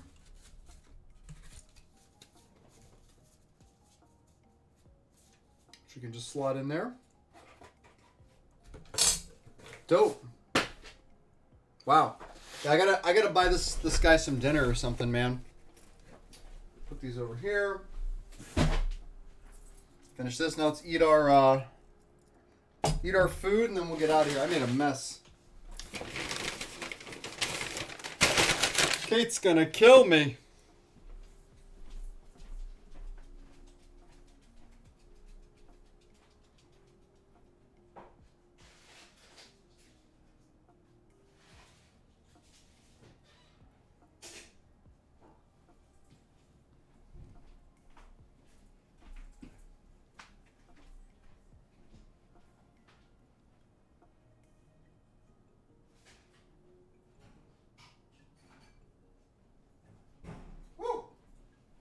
for? Okay. This. Alright, now the high is coming down. Am I gonna sell those cards? I don't know. Feels weird selling cards after you buy them. Or after you don't buy them. So I'll figure out what I'm doing them later. Alright, so that's that.